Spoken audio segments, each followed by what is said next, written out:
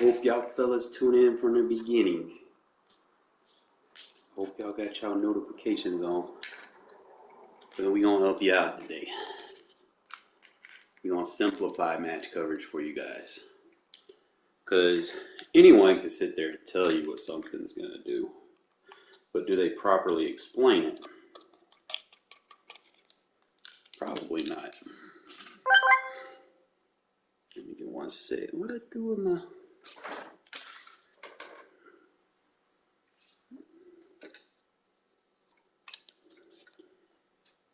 We'll start with the basics. We'll do the underneath zones first. I'm going to explain now.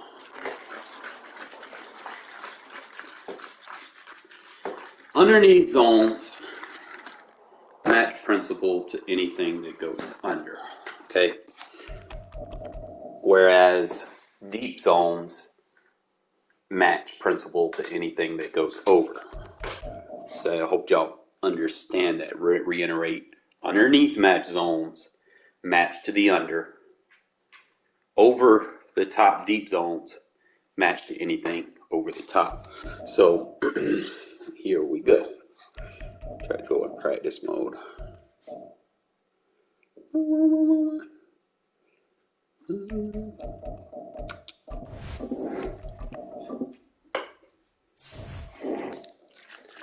So this is going to pretty much cover your soft squats, your vert hooks,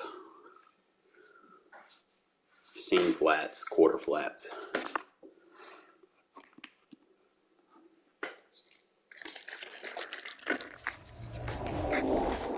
And I'm going to make this very simple for you guys. The problem is I wish I had two sticks, but I'll try to do my best to explain this from default offenses.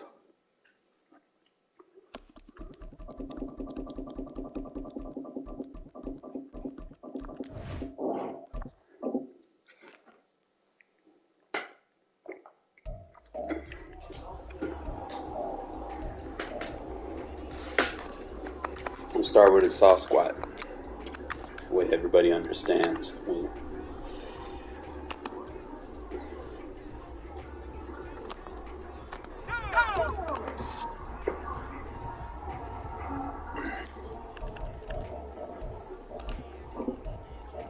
Actually run cover 2 defense, and then once I show you this, then you'll learn how to use or adjust from certain shells based off whatever it is you're trying to do. So if I'm going up, just try to find a 2 set.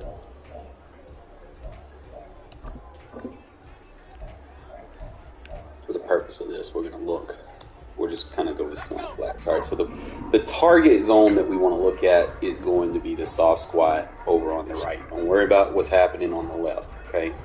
Don't worry about that. The principles change on that side. The matches are going to be slightly different, simply because this corner is a blitzing assignment, okay? So that's going to make the deep half be more respected to the number 2 as opposed to him kind of carrying over the top to the number 1. So number 1 could be,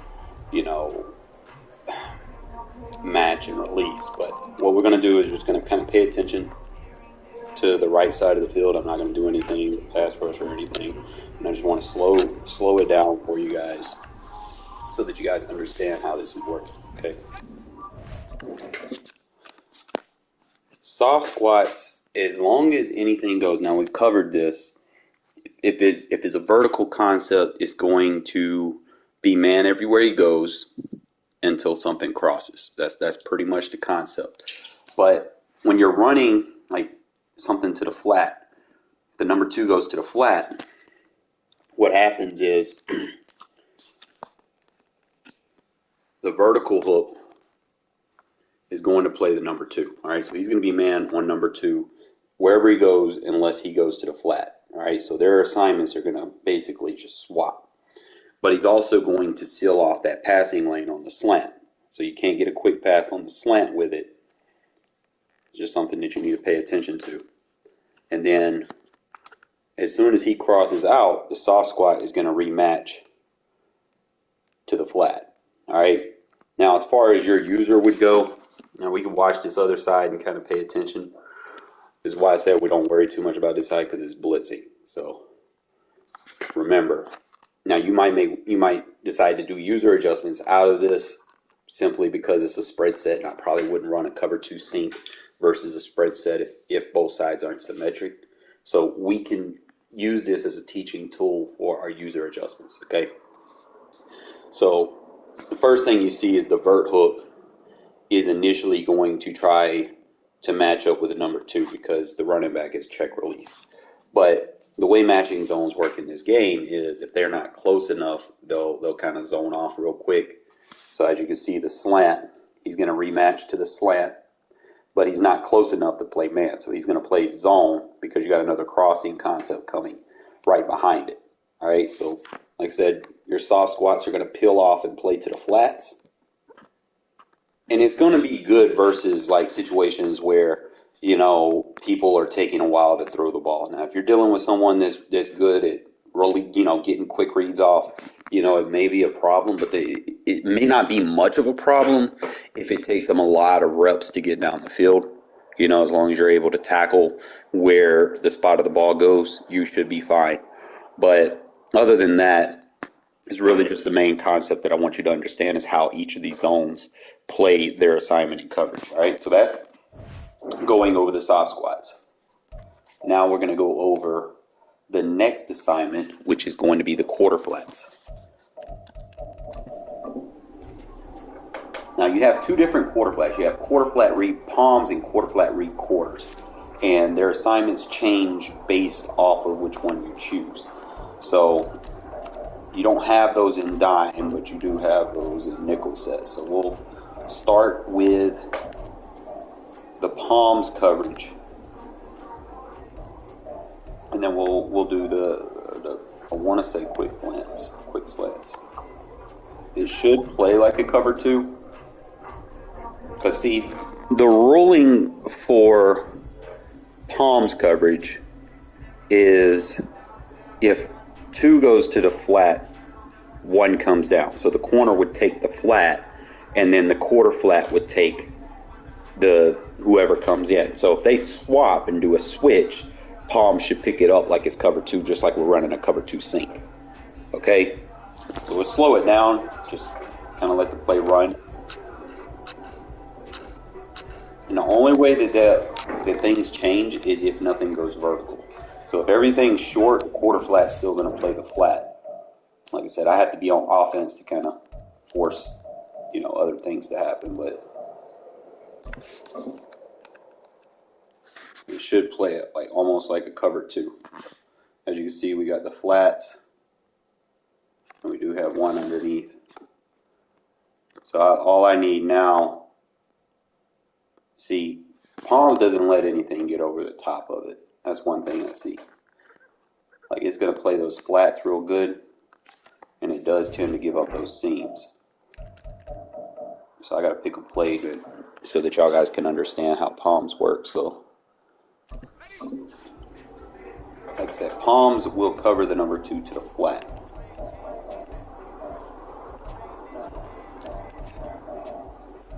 If 1 goes vertical. You know what? I got to turn these on. Well, let me turn these back on, fellas. I'm sorry. Sometimes I be forgetting. You know, I had me a little day at work. So this should be better. Now if I run it, it should match up. Okay, so my bracket coverage is going to be the safety. Like I said, I didn't have a vertical, so it's not going to be a meg. Because see, what's going to happen in palms coverage, if anything goes to the flat, the quarter plays the flat. See how he kind of bites down just like a soft squat? So that's going to be your trap coverage on anybody that throws quick. If you're playing user safety in this situation, and let's say he's going vertical with 17, well, your 2 defenders are going to trap down on the flat, and that safety is going to pick up 17 going vertical. It's just going to be like cover 2 with trap on the flats. Okay. You will be a little weak on the interior, so that's why you need an apex linebacker right here because, like I said, those safeties do peel out in Palms coverage, whereas quarters, they play more leverage to the inside. So it's just something to kind of take note of. So once you understand that, like I said, you have to have that apex middle linebacker that can kind of lurk, or if you anticipate that enough or quick enough, you could possibly bring one of those safety users down and lurk, if you know that they're running those little quick slants or whatnot. All right. Now we'll do the same thing with verticals, with the same concept with quarters, just so that you guys can see the difference.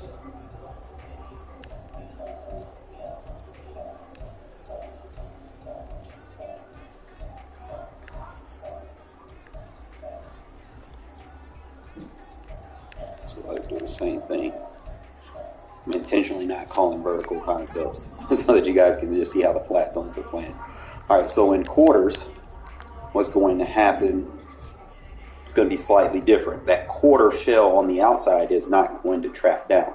Your trap is going to be on the number 2, okay? So slow it down. If you're using the safety, you trap down. Like I said, the AI, as long as you're not going vertical, the AI is not going to do it. But we'll slow it down just so that you guys can understand. Like if you're a user in match zones, what you could be playing. Yeah. Yeah, behave over there. Get off him. As you see in quarters, the quarter flats still play down. And those safeties, they kind of cheat back inside. It's a little late, but like I said, you could possibly bring those safeties down in a quarter because it's technically like if his verticals concepts, it's quarters will play like cover 0.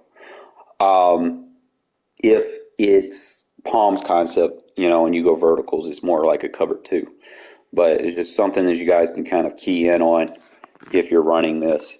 You could probably, like I said, cheat quick pass concepts. You're probably not going to run quarters. You'll probably run more of a sink coverage or cover 3. That way you have more help in the middle. But quarters Palms is going to take care of anyone that constantly likes to throw it to the flats. Okay, so that's going to handle that. All right. And like I said, we're going to get more into it. And then I'll kind of show you other coverages that you can use. But I just want y'all guys to understand the concept and how these defenders are playing. And then we'll individually show you each zones as a defender and how I would, recourse things as the game goes. All right. So that covers your quarters and Palms. Now you have your match and your buzz match. And we'll actually do the match. We'll stay with a 2-4. Actually, I'll see if I can run the 3 linebacker.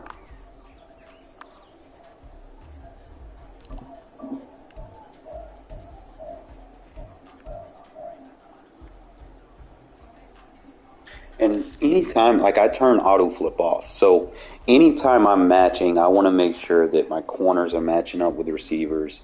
And in this scenario, I want to make sure my safety's lined up with the tight end. Okay? So that's just something to kind of keynote on. And we'll just do this versus a verticals concept. So what I'm expecting here is I'm supposed to get some press releases. You want to get bracket coverage.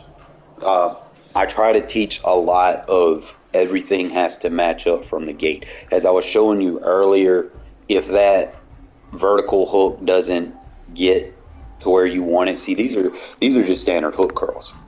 So your match zones are going to be your deep zones.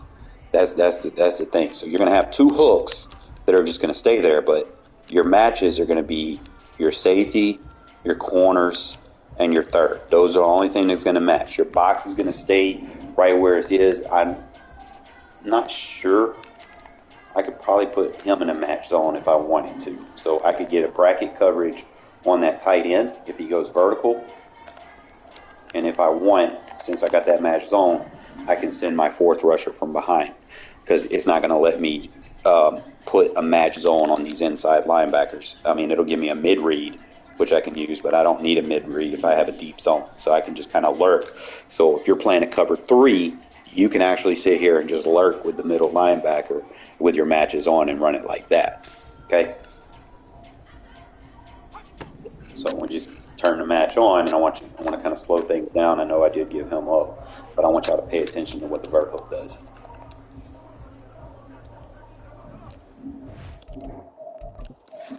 See, that vert hook, he's going to match up with his tight end. That seam flat's going to match up with his tight end.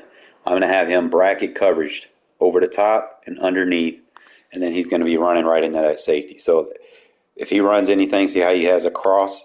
We seal out in front of him with a vertical hook, and we're over the top with the seam flat. So if he can't run a pivot route because the seam flat's going to be out in front of him if he goes that way, and he can't run a crosser because it got the vertical hook underneath that way. So that's a good way to bracket off your tight ends. Like if you're dealing with like the Jason Kelce's, I mean the Travis Kelce's and stuff, that's a good way to kind of get bracket coverage without having to go with the user adjustment to spotlight. You can have 2 defenders carry him down the field into a possible third. So just kind of slow it down as well. This is the match seam flat. Remember, if it's a vertical concept, it's man everywhere he goes. Seam flat just tends to not give up anything to the outside. So that's just something that you might want to kind of keynote on. If you want to take away the inside and it's a vertical concept, you probably put them in a vert hook. So I could slow that down and just put him in a vert hook. If I know they're not going to the flat, I could put the vert hooks right there and run it like that. Just slow it down.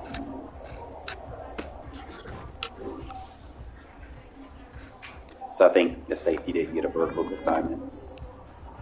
Yeah, it was a hook curl. So the only person I can put in the vert hook is the seam flat defender. So I'll have the hook curl that can bracket onto the tight end. So I'm pretty much free to do what I want right here. I just cover the running back out the backfield. Everything's matched up. We'll slow it down. Like I said, I would probably put more of an apex, linebacker right there that can cover the linebacker in coverage. Spillane, it's more of a, tackle in space guy. But as you can see, the vert hook gets inside, whereas the seam flat plays outside. I want y'all to kind of look at that. So how would I defend this is going to be the question. What I would probably do is the boundary side, I would play seam flat, and the field side, I would play vertical hook. But the issue here, like I said, is if you want to match personnel, you want corner on receiver, safety on tight end. But if you have, that dude, that can play the tight end from the slot, then you can flip your play and match him up with the tight end. So like I said, if you have someone like Jalen Ramsey or something like that, you could flip your play and be like, okay, we're gonna lock the tight end up with this. So that's just something that you guys need to understand the vertical concept without having to shade that vertical hooks will play vertical with inside leverage, seam flats will play verticals deep outside leverage. Okay, so that's your difference. All right, so now that y'all understand that, now we're going to kind of complicate things here a little bit. All right, vertical hooks don't just play vertical. Okay, they will play anything that covers down to the flat, just like a seam flat would. But remember, seam flat covers to the outside, whereas vertical hooks cover to the inside. So if I have a vertical hook and he runs a crosser from the other side of the field, then I'm going to have the inside leverage to possibly jump it if it's a quick pass. Whereas if he passes the zone and waits to the sideline off, then you might want to put the seam flat on because you can get out in front of the drag route or whatever it is that's crossing. So it's just something that you have to understand, that when you're playing match coverage, any underneath zone will play a flat assignment or play an underneath assignment if there's 2 routes there. He will pass off his deeper assignment to one of the deeper zones so that he covers what comes down. Okay, now I'm not going to have a lot of these concepts in these playbooks, but I'm just saying when you get into a game or something like that and you start seeing what people like to do with, running hitch with a crosser coming underneath, understand that when you turn your matches on, that these match zones will play the underneath route to wherever it goes. Okay. Now, with that being said, if people figure you out, they might try to get you over the top. Now, I'll show you both aspects, how this can be good and how it can be bad on both sides of the field. But like I said, if you toggle your stuff on and off all game, people don't know you're in it. They're not going to be able to beat you.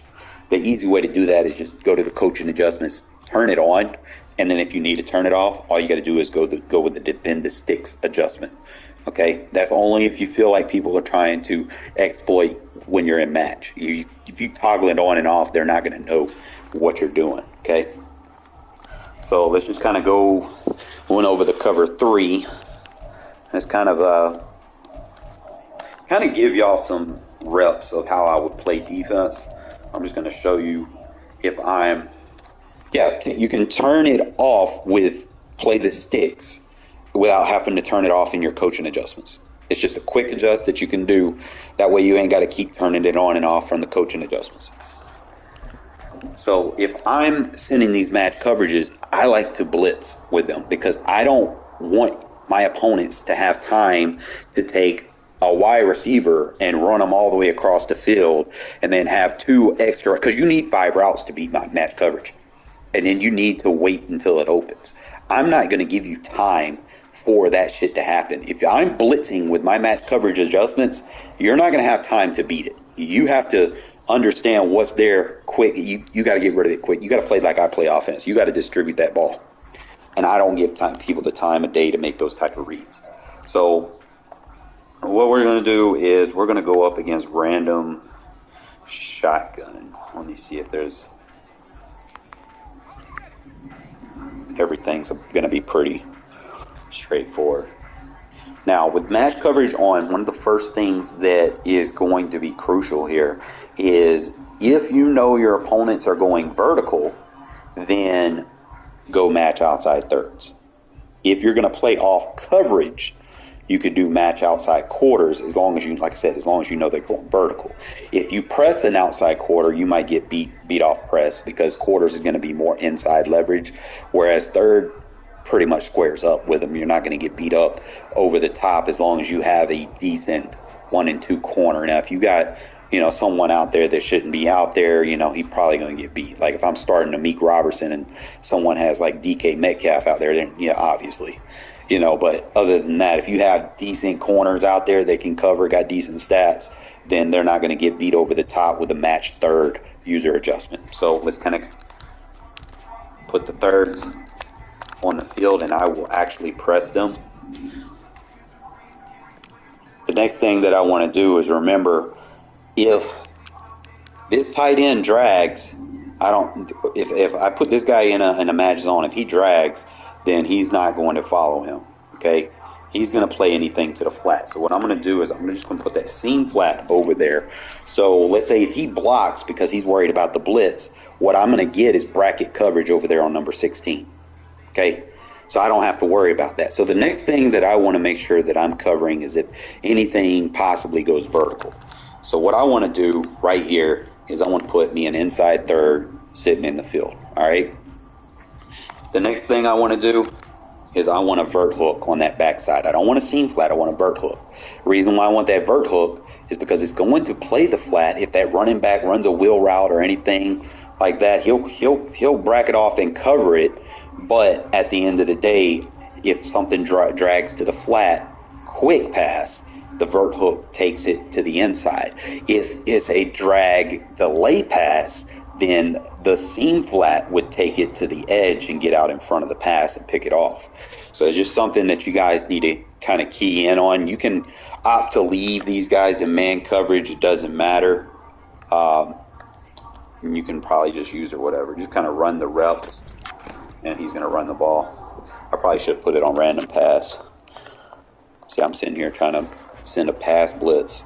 And that's what the AI does. All right. So we got a spread look here. One of the first things I do when I see spreads, you might see me do it a lot, is the first thing I notice is my linebacker's cross man. I don't want that. So usually I'll just flip the play. All right. I want the linebacker that's in man coverage on the running back to be directly as close in front of him as possible, because this is going to help most of your blitzes come through. A lot of people don't pay attention to this, and some people that turn their auto flips on, sometimes auto flip doesn't match up correctly. All right. So that's why I just turn it off, because I don't know. I feel like when auto flip is on, it takes longer for my defense to set up. It feels like they're being AI controlled or something. It's weird. So I just don't even fuck with it no more. All right. So I will go ahead and show blitz, and I can put those two outside thirds because they're going to be more of a press. And then I can put 2 quarters on the field. And then if I want to play bracket off, I could run it like that and then just spread them. All right. And then if the running back runs out, my assignment is to cover him. And we'll slow it down just so that you guys can understand how everything's matching up.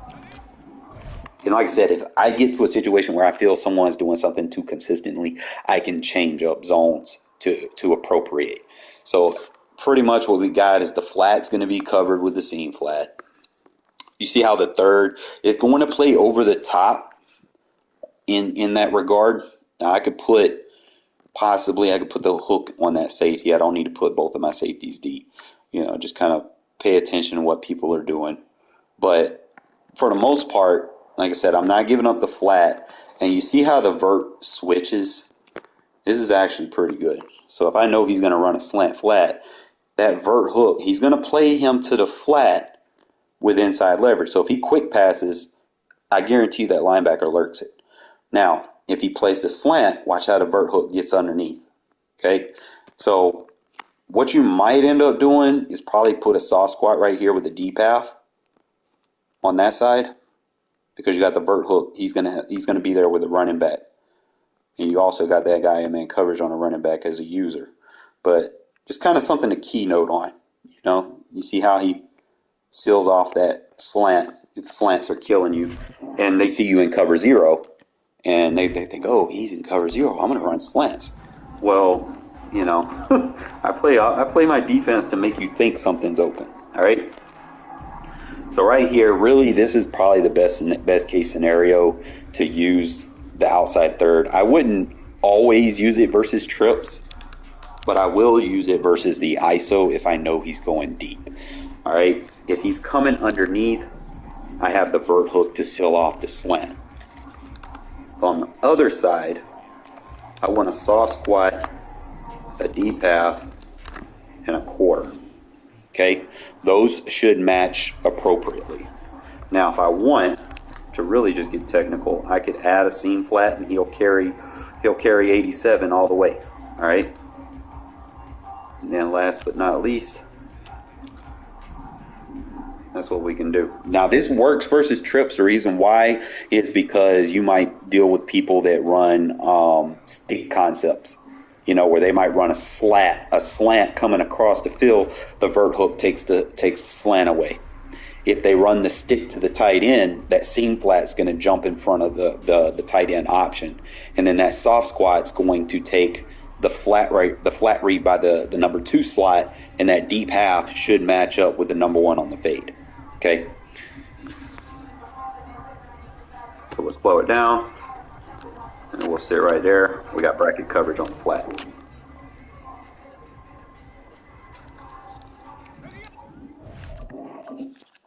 It'll slow it down.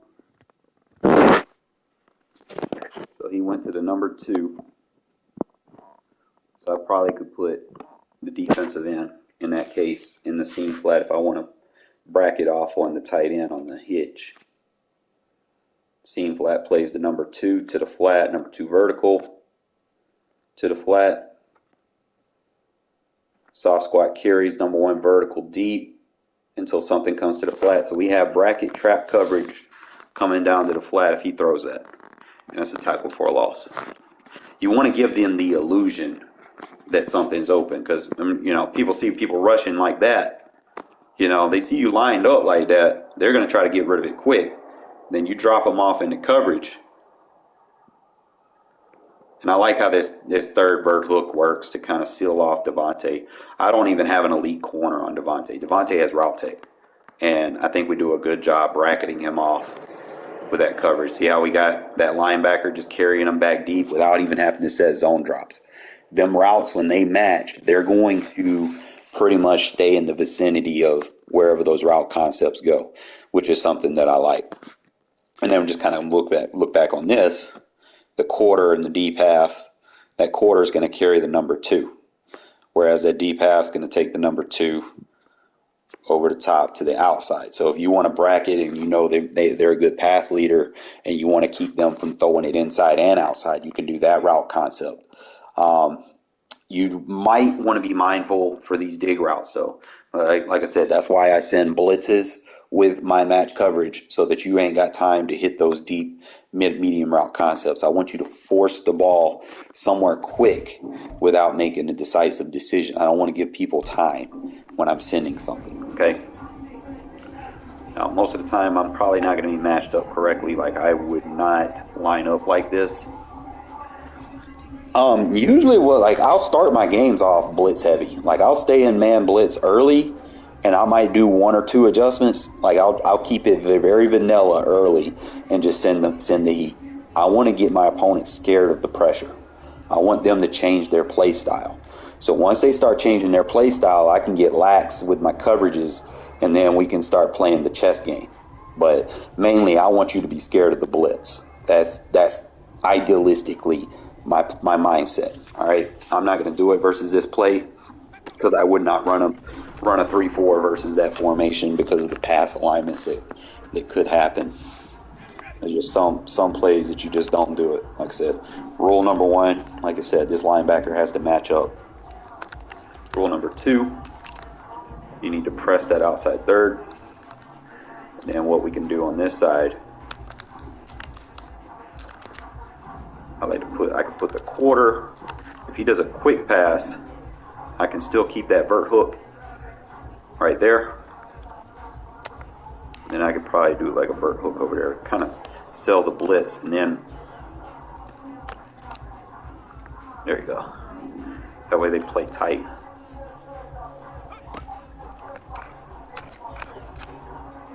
And he ain't even really got nothing. Slow it down for you guys. Like I said, the only thing with thirds is mainly going to cover anything to the outside. So like once the digs, like you're going to get a good jam. That's one thing I like about it. You're going to get a good jam. They're not going to be able to get a release off of that unless you're going to force them to have to come back inside. So that's why, like I said, that's why I have that vert hook. You know, if they try to throw a bullet pass, that vert hook's going to pick it off. The next adjustment that I put that safety in the quarter. Now, if you put an inside quarter, it's going to match up with the number 3. Whoever the number 3 is, it's going to match up with them. All right. So being that there's not 3 receivers over here, nothing's threatening vertical on this side, he's going to cover the number 3 over here. So as you watch, that safety is going to cross the field to play that tight end. So we got bracket coverage on that tight end. I know it's a little late getting there, but it's going to be a tight squeeze for them to kind of get over to make an adjustment. So what I could probably add to this is I could probably put that user in a mid read and seal off the dig, and then I could probably play that deep half safety on the other side. That way I can get out in front, or if I want to play low or something like that, I know that I can. All right. So let's just kind of slow it down, just kind of look at some other stuff that we can do. All right, so this situation right here, what I see is I can press him and play the third, but I'm not going to have a defender in the flat because, like I said, I'm not lined up correctly. The reason why I say that is because if I'm dealing with a double set, I want somebody that can get down on the line. Too often, like when I'm playing offense and I see safeties backed up like that, you only got 2 defenders, I automatically know you're playing off man. And if you press, the issue is that safety's not going to get close enough to press. So that's going to give me a free release all day. So like I said, if you come up against formations like this, you probably, you're risking it for a biscuit to send a blitz, but end of the day, you you don't want to line up like that. All right, I was just giving y'all word of advice, so we can kind of teach y'all. So I could probably send these from like a nickel and get better results to show y'all, but that's just something that y'all want to keynote. It's like formations like this, we good. So we got the match third, so that's not going to give up anything deep. Now, the issue is I don't think 16 is going to go deep. Okay, so what I'm going to do is I'm going to put a soft squat, and then we'll have over the top help with a deep half, and then I can put a vert hook and mid read together, and then I can play anything to the flat or the tight end with my user safety. That was a good play action, but wasn't good enough. Oh, I don't know what happened in my corner over there. He just like walked down I guess he pressed late. I don't know. That could be play wreck.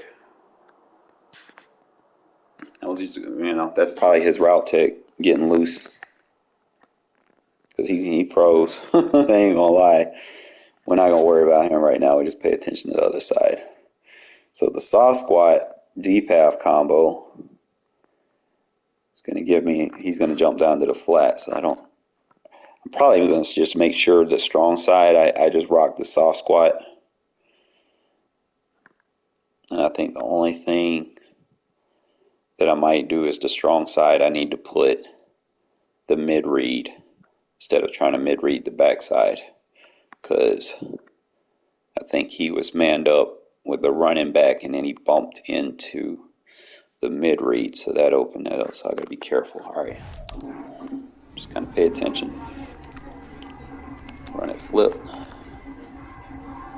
It's like right here.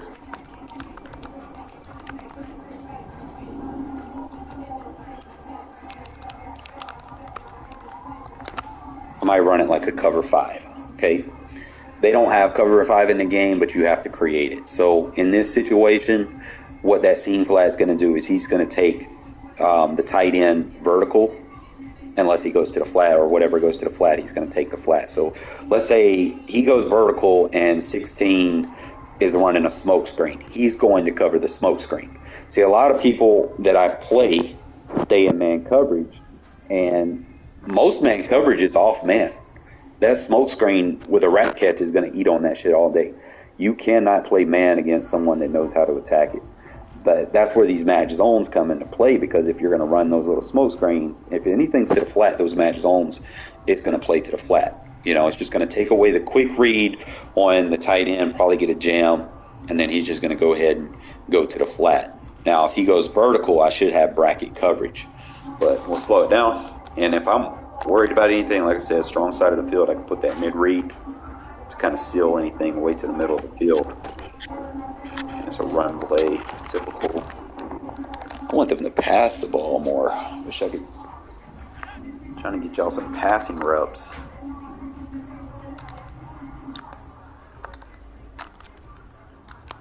All right, so it's going to be a vert hook, deep half soft squat. So that's going to be cover 2 side on the 3 receiver side.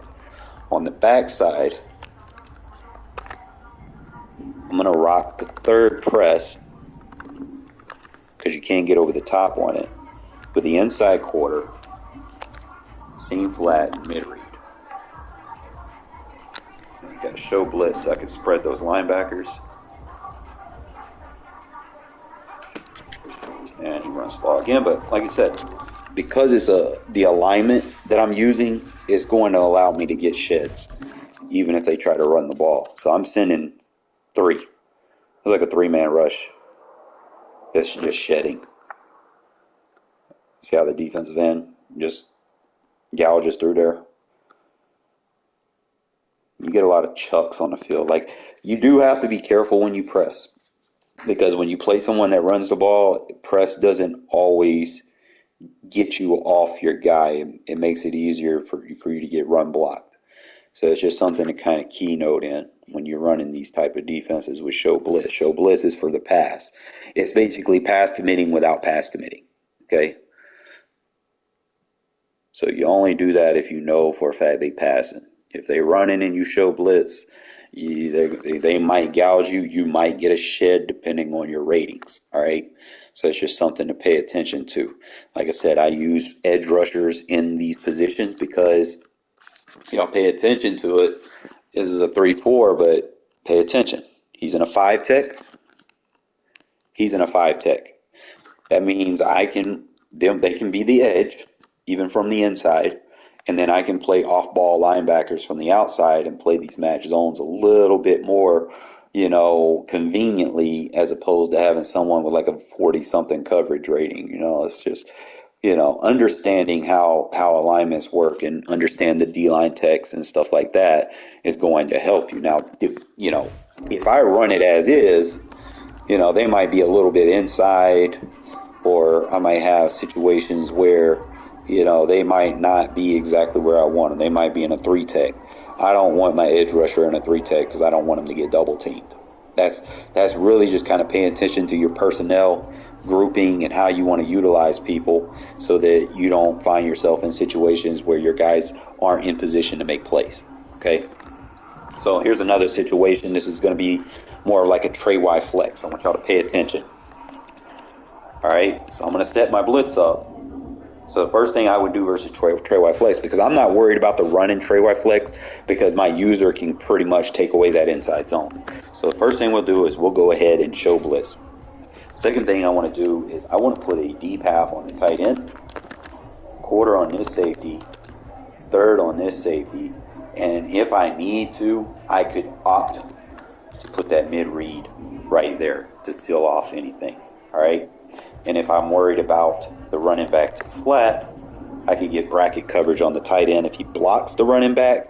But if the running back seals off or peels to the flat, we got something that can go after him. So this is a 4-man rush. We're showing heavy blitz, and we're basically disguising the coverage with the match zones.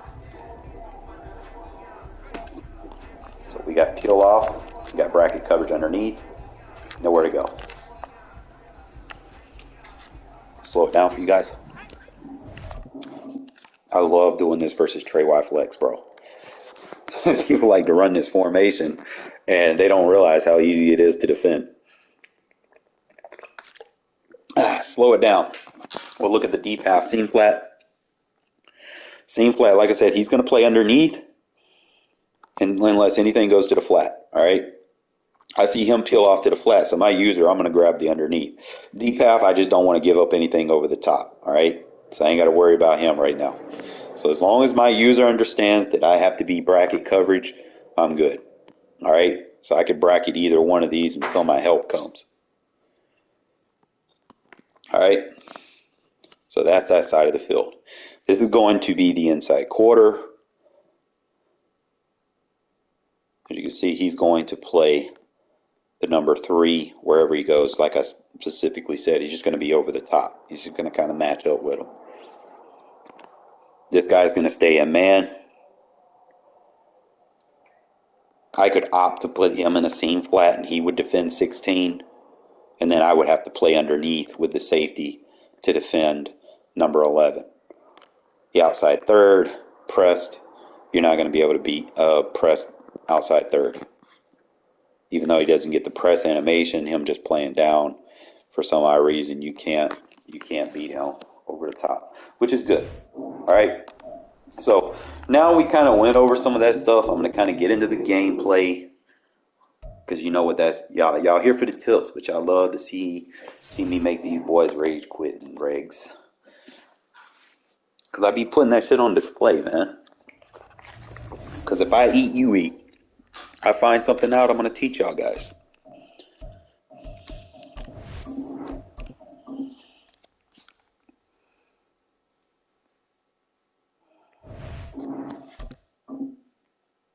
First few games, I'm going to kind of just be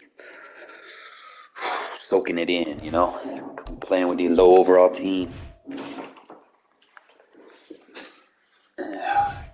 Find our comfort level. and then go ahead and take off. I ain't worried about the pass. I'm always worried about the run. Don't worry about the pass, fellas.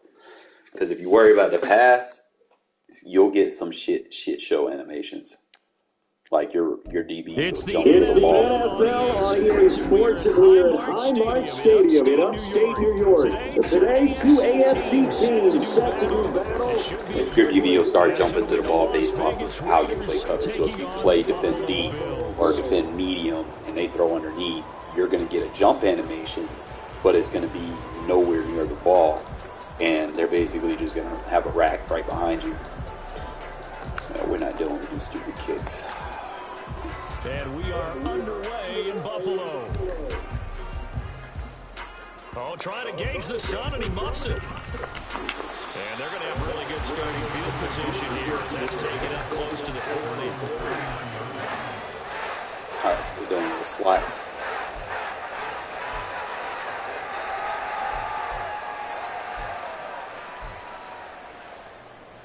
So from the 39 now, they'll come up on a 1st and 10.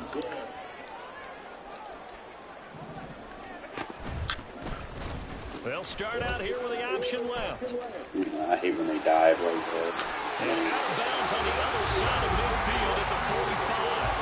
That play going for 16 yards to start the drive. 1st down. It looked like almost some miscommunication defensively because once he decided to keep it, he had pretty smooth sailing. Yeah, it became a question of, wait a minute, who's got the quarterback? And when you talk about miscommunication, it's supposed to be called assignment football on the defensive side of the ball. But the assignment gets mixed up. That's the end result. From the 42-yard line, here's 2nd down at 7. Here's Allen to throw it. Going deep for Diggs. You're not beating that. You're not beating that assignment. This is dropped. Oh, boy. A chance for a big play early, but he could not secure it. And they'll need to get to the 35 if they want to keep this drive going on 3rd down.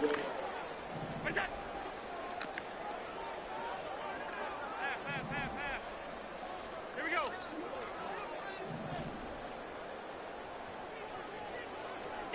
From the gun, it's Allen. Flushed out right. And he's left with no option here but to throw it away. One thing you always worry about when he breaks the pocket is he going to take off with it? That time, the pressure was starting to close in, and he's just got to throw this one away. So it looks like the offense isn't going anywhere. They're going to go for it on 4th and 7. Oh, you gotta catch that. Down here, that pass knocked away and incomplete. The Bills' drive stalls out on 4th down. And on the opening drive of the afternoon, the defense forces a turnover on downs.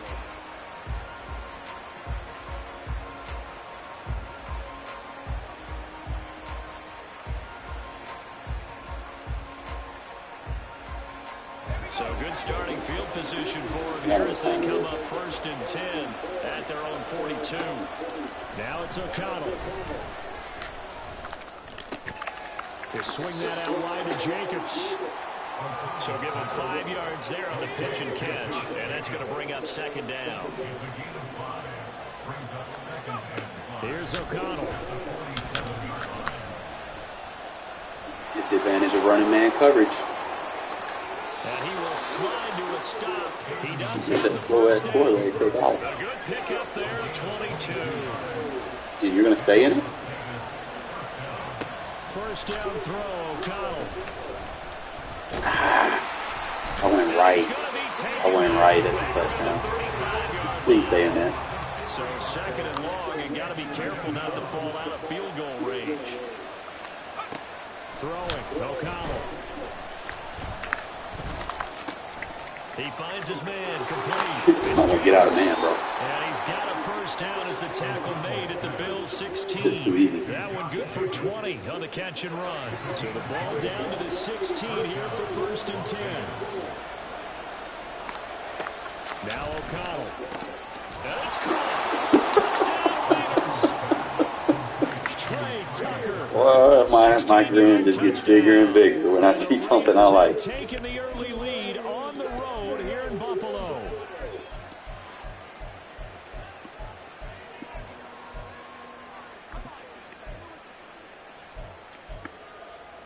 Josh McDaniels, he's got faith in his offense, and he's going to have him go for 2.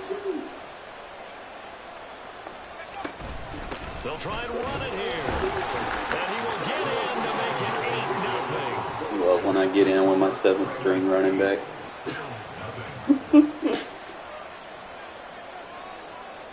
There, we took the momentum away. We can actually kick the ball now. Run up and send this one away.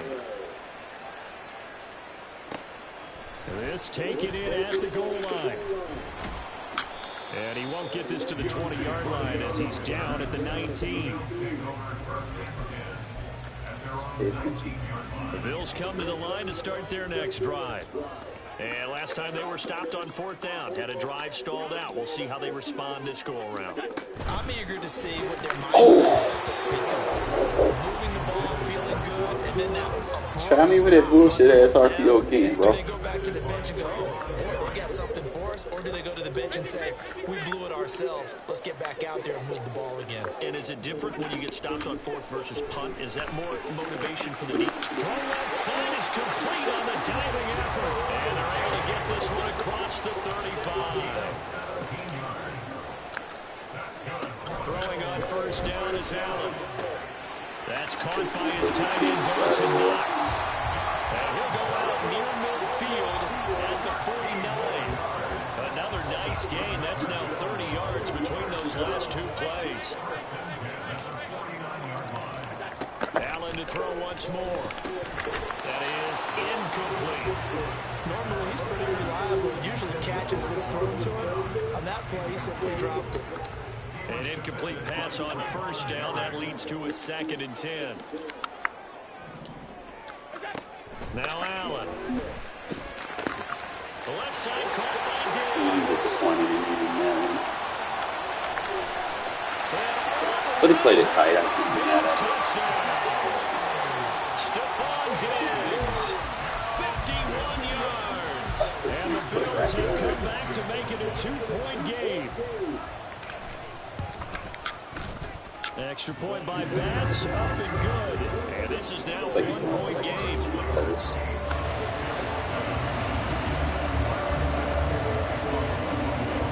After the touchdown, Bass to kick it away.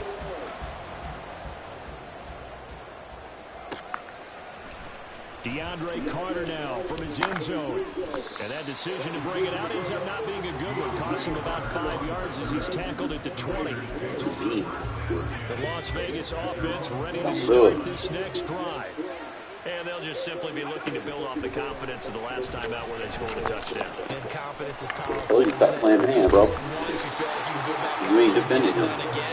He has backfield master. Get out of man coverage. Feel like they're in a groove right now, and they want to get out there and show it. Yeah, hoping to stay in that groove here this go-around. Watch and learn, fellas. Watch and learn.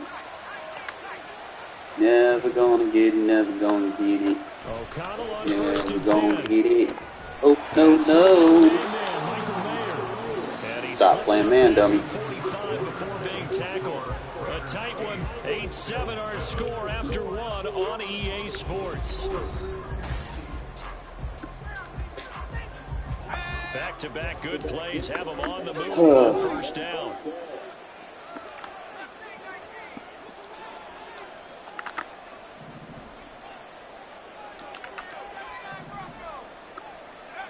And O'Connell down to throw. You gonna fuck around and find out. Stop playing man on me, bro. And he's going to be pushed out of bounds inside the 10-yard line. It's a big play there for You're up to the plate. You would have been struck out. 4 yards. Here's O'Connell looking to throw it. He'll get this underneath. Don't run backwards. And he'll maybe get back to the line of scrimmage, but no more than that. So nothing doing there. And that'll make it 2nd and goal. Another shot from the 9 on 2nd and goal. Sure you want to do that? O'Connell now off the bootleg. Oh, that's into double coverage and intercepted. Picked off by Micah Hyde. And the Bills are going to take possession here. It's a touchback. And they'll take over at the 20-yard line. Buffalo offense ready to go for their next drive.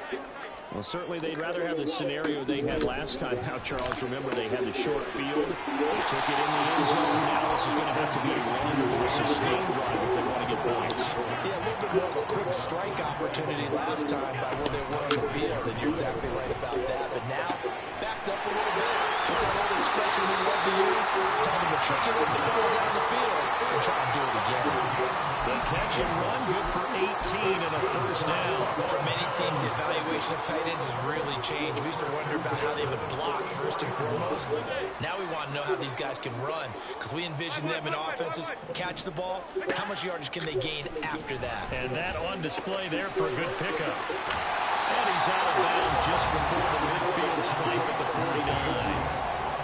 Our defense is worried that whenever anyone catches the ball and has a head of steam come out of the backfield, it can turn into a big play with missed tackles where he runs through people. But they were right there waiting, and they stopped him for a minimal gain.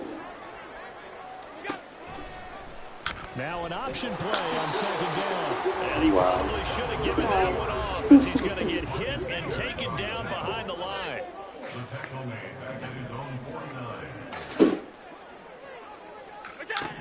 Allen. Yeah, this pass broken up. All right, man. That was not an easy one to hold on to. One first down here, and that's all, folks. Good work by this defense to hold things in check and force a punting situation. And no move to get the offense off the field. They're going on 4th and 5. They do go for it. Here's Allen. He's got his target. That's complete. And they'll take him down as he's inside the 40.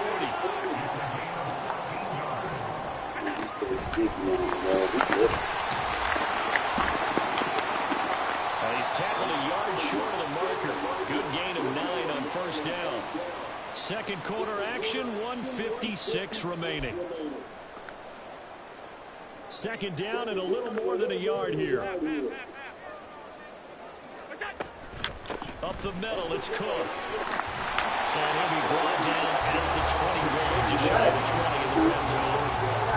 Now we're on a first down pickup of 8. Well, they're getting ready to go to work now. Prime real estate after the last run. Found his spot and picked up nice yardage, didn't he? Now he's got him knocking on the door of the red zone.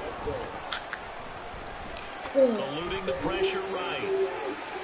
And he'll go out of bounds in the red zone just inside the 20. He'll get 3 yards on the scramble there at second down.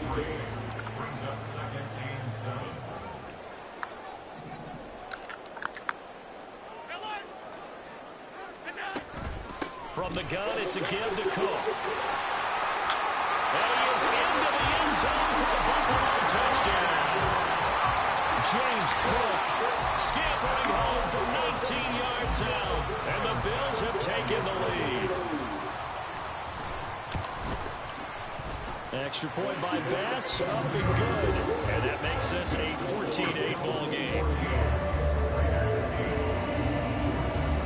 After the touchdown, Bass to kick it away.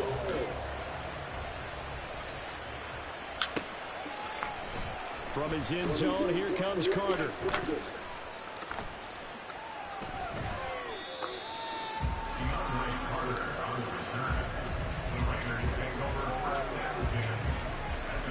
Do me a favor, play man coverage. The Raider offense set to get this drive started. And now with still more than a minute to go in what's been a tight game, you figure we'll try to see them move the ball downfield. And remember, they get the kickoff to start the second half, so this is a golden opportunity. Do me a favor, play man coverage again. Put up a couple of sixes, back to back. What a momentum swing that would be. Yeah, you might be able to get a 2-for-1 without ever even giving up the football. On 1st and 10, it's O'Connell. Same target. It's Jacobs again. And he'll be out of bounds just shy of the 40. How many times are you going to run that shit? I'll fuck around and find out. As they look his way again, this time 19 yards.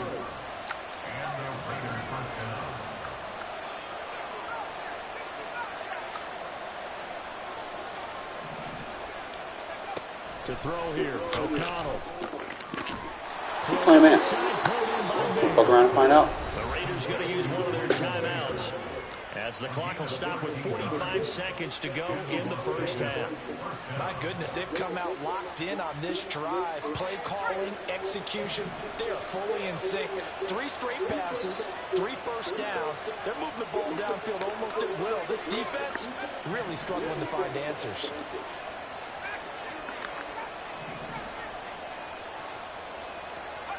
Sticking to the air with O'Connell here.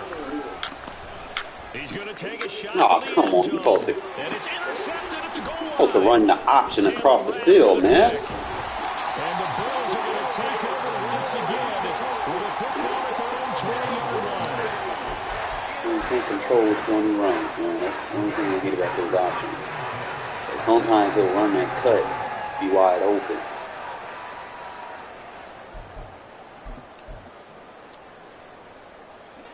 The Bills come to the line to start their next drive. And we'll see how this is played. Offensively, they've got the lead. Not a whole lot of time left. What do you think, Charles? Well, it's tempting to try and add to your lead, but a mistake there, that can change things in a big way. I say go ahead, take the knee, get on out for the half. It's always tough trying to keep your guy upright when he's trying to throw the football. When you're dealing with those big, bad guys on the defensive front, it's even tougher. And this time, those guys on the opposite side won the battle, getting to the quarterback and knocking him into an integration. And they hit this right on field across the 45. Now the Bills are going to use the first of their timeouts as they'll stop it with 25 seconds to go here in half number 1. Allen now on first down. He'll air this one out deep for Davis. This is caught inside the 15. And all the way home for a Bills touchdown. Gabriel Davis as the first half is winding down. And the Bills will extend their lead here just before halftime. Extra point by Bass, something good. And that makes it 21-8. So not much time to speak of remaining in this first half as the kick's away.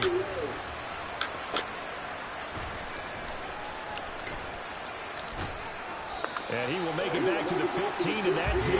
Good coverage there by the kick. Oh, I wish they would run the route I told them. I mean, if option routes were usually controlled, like you can tell them where to run. So much better. And the ball backed way up, so thinking with this amount of time on the clock, probably just sit on it, and we'll see these two teams go coverage.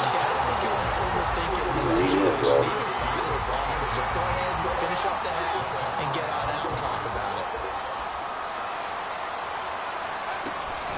Not wanting to take a chance this time, they'll keep it on the ground. And he'll just keep 2 hands on the football as he'll be taken down after a short pickup. And with just 4 seconds left in this first half, a timeout call.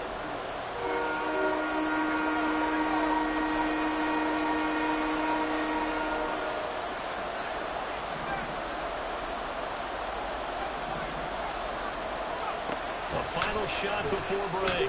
O'Connell. Oh, the ball comes out on the hit, but they'll say it's incomplete. That's it for the first half. 2 more quarters to go. We'll have plenty more to see after the break.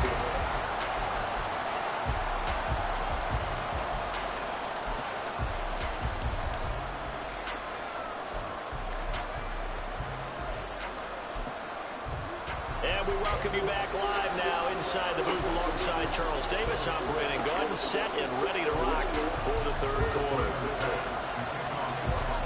The Raiders are going to have it first, and they trail here as we get back to it in this third quarter of action. And he's up past the 20 to the 22-yard line.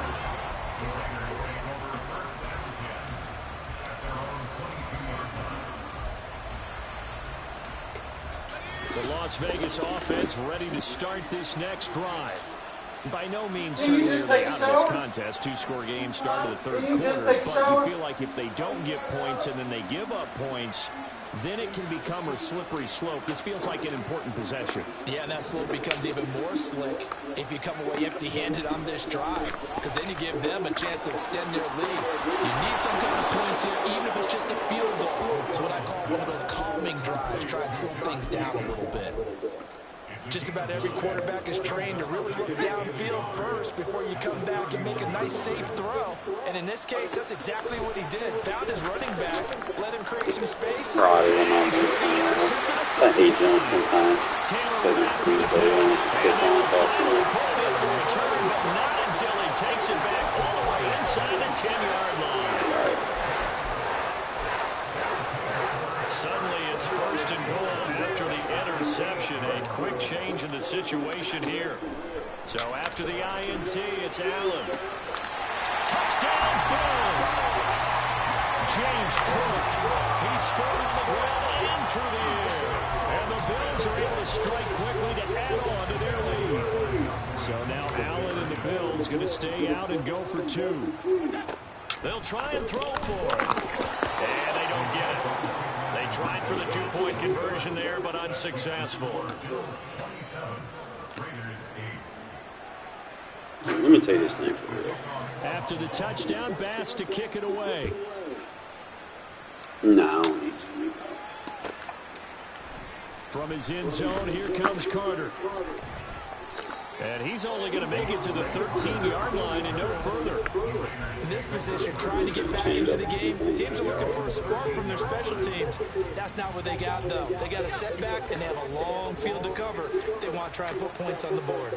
The Raider offense set to get this drive started. I kind of feel like they've reached a... I don't want to get out of it. And he's able to get this one all the way past the 30. The end result, 21 yards.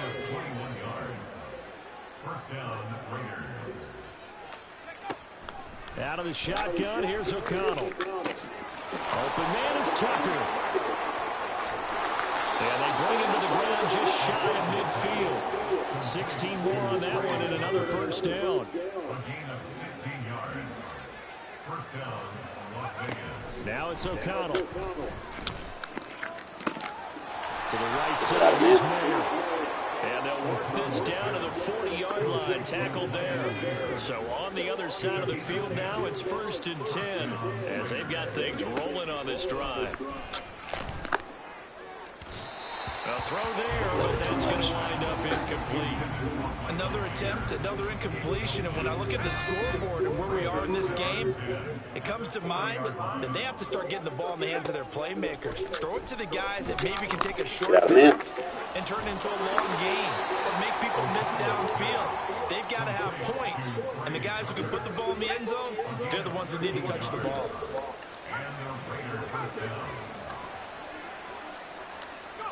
O'Connell looking to throw yet again.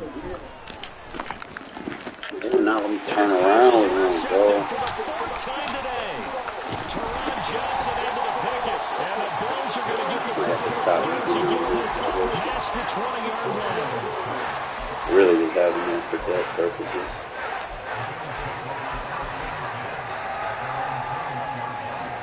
Buffalo offense ready to go for their next drive. And now you've got the clock winding down here in the 3rd quarter. Your 3 scores to the good. What's your approach on this drive?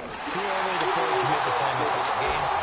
Yet at the same time, you're also not going pell-mell like you would in 2-minute offense. This is what NFL offenses call 4-minute football. Take the clock out of the game a little bit, wind it down, but at the same time, keep advancing the ball down the field. So they fake the handoff. Now Allen. And that one drops down, incomplete. Good coverage there, forced the ball free, and it's 2nd down. Oftentimes when you're losing a game with a team still throwing with this kind of a lead, you start playing a little more physically. And they took that opportunity right there to be extremely physical and force that incompletion. Meanwhile, Allen's throw. Well, I think it was my first time, bro. So here's a 1st and 10 now in Raider territory at the 48-yard line. Here's Allen. Got a man, that's Trent Sherfield. And he gets this one inside the 15, just a yard or 2 shy of the 10. Allen to throw once more. They'll roll him out right. Yeah, that's what I needed. And he'll be forced out of bounds shy of the line of scrimmage, so that'll be credited as a sack. A loss of 2 there, 2nd down. Here's Allen to throw it. This is caught. Touchdown. On target there to Stephon Diggs. And the Bills are able to extend their lead in the final seconds of this third quarter. An extra point by Bass, up and good. And that will bump the lead up to 26.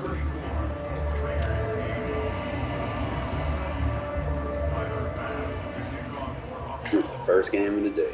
After the touchdown, Bass to kick it away.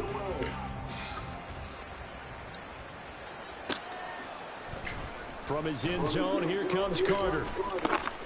And he will be taken down here on the return on what will wind up being the final play of this third quarter. The offense for Las Vegas about set to begin the drive. Where we stand right now in the fourth quarter, this one pretty much out of reach. And, Charles, I know they're going to be disappointed about several things with this ball game, but the self-inflicted wounds, they've had several turnovers. You would have to think that's going to be something they're going to discuss. And now off to the races, down the right side. Let's get out of It's a there. big play there for Vegas. 53 yards. So that changes things in a big way. Now from all the way down inside the 30, here's 1st and 10. Fakes the handoff. Now O'Connell to throw. Get out of there. Touchdown Raiders. Jacoby Myers, 28 yards. And the Raiders are able to cut into that deficit. He's got them out now to a 3-score lead here in the fourth quarter after that one, CD. And, well, he looked right off the line like he knew that that ball was coming his way, and he secured it for 6 points. Yeah, and I think when you're leading by a healthy margin already, it actually loosens you up and allows you to take maybe a few more chances and definitely play with more confidence, because he certainly saw something he could exploit in the defense, and he made sure to let his quarterback know, just get it to me. And the rest was all up to him, and he delivered and made it a 3-score game.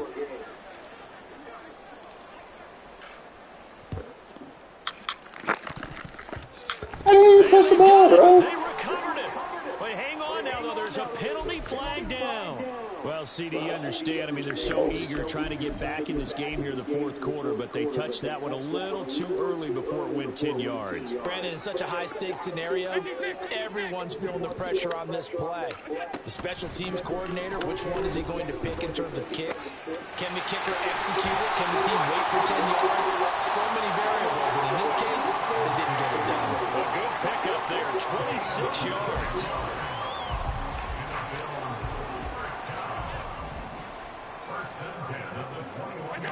On first down, Allen swinging this out wide here for Cook. And a couple of yards as they move it from the 21 to the 19. I know it was a gain, but you have to sense probably a little bit of disappointment there, because when it's out there in open space, I think they expect to get more out of a play, don't you? Especially when you're getting it to your guy out of the backfield. You're expecting him to be able to create something, be a little more shifty. Yeah, no doubt about it. Good open field tackling held it to an okay game. Throwing again on second down, but this time it's incomplete. I'm not quite sure how to judge that one. Maybe he didn't have enough legs underneath him. Mechanics might have been off. Maybe some fatigue. That one came up short. Yeah, fourth quarter. Maybe you do start to watch. Swatted? Legs still. This has been a tough game. Meanwhile, on third down, they take a shot at the end zone, but it's incomplete. Has to be a little bit of frustration there. Back-to-back incompletions. Receivers blanketed on both attempts. This time on third down. The kick by Bass is good, and the Bills will hold on to their lead. Well, ultimately, not really sure that they're going to need those 3 points, but they'll take the 3 and they pad that lead. Yeah, this one's already wrapped up, but you and I both know if you're an offensive coordinator, you never let up on the gas unless the head coach tells you to do so. And maybe you've actually clicked him off in your headset so you can keep calling plays and trying to add to this lead. The Las Vegas offense ready to start this next drive.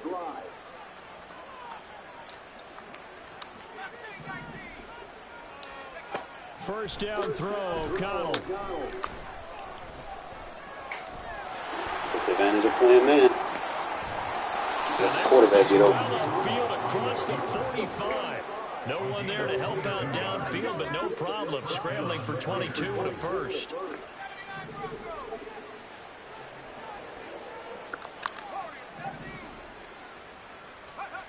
And O'Connell now to throw. Yo, PI! Flag that shit. Too far out in front. At this point, down big, you'd have to imagine this defense, they're just going to sit back, blanket the field as best they can. Yeah, this is actually the easy part of the game for them because, just as you noted, they can sit back, keep everything in front of them. But they blanketed the field the entire game using a variety of coverages. From the shotgun, O'Connell. That's caught by Tucker. Room to maneuver at the 35. He's going to go out of bounds, but he takes this one down just shy of the 20. Getting it to him in space pays off big time. That winds up going for 31. O'Connell looking to throw on first. Now throw right side here, going to be incomplete. It certainly looks like they still have some fight in them on this series because it seemed like things were headed for the red zone. But this defense gets 2 more stops. They can keep them out of that area. And once again, O'Connell back to throw. And we are inside of 2 minutes left in this lopsided affair. So it's Raider football as we get you reset. This offense was on the move. Now 2 straight incompletions have them looking at 3rd and 10. O'Connell working from the gun.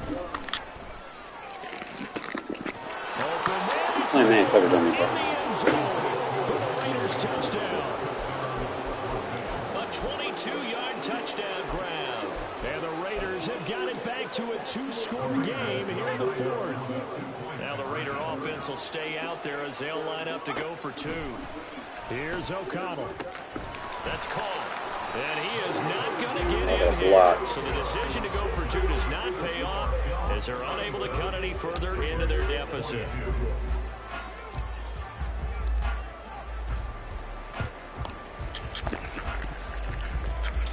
Yo, what? They be changing too much with these updates, man.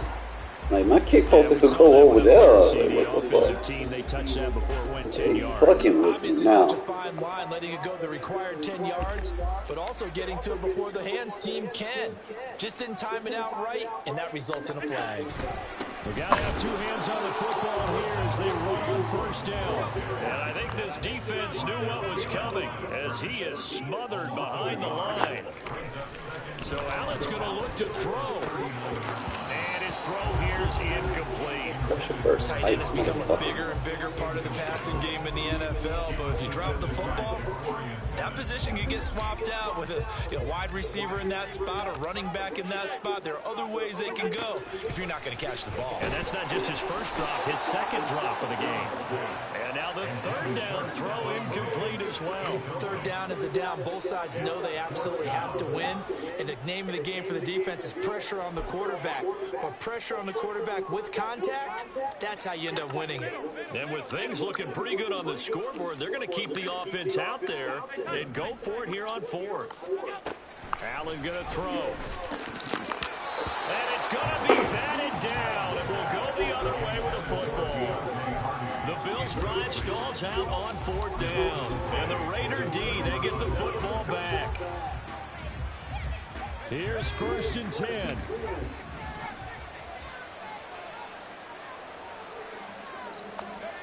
O'Connell. And that is incomplete. Give it big credit for his coverage right there because when he saw the route break deep, he stayed in position to prevent a completion while avoiding any risk of a flag.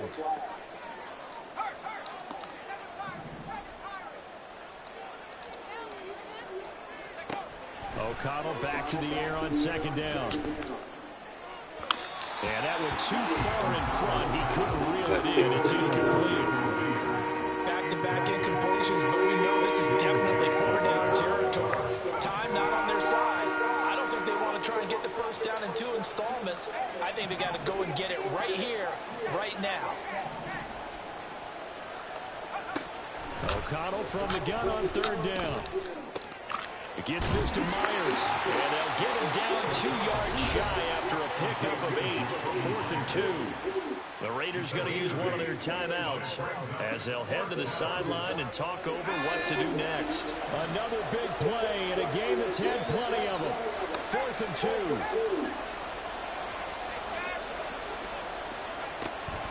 They go with Jacobs.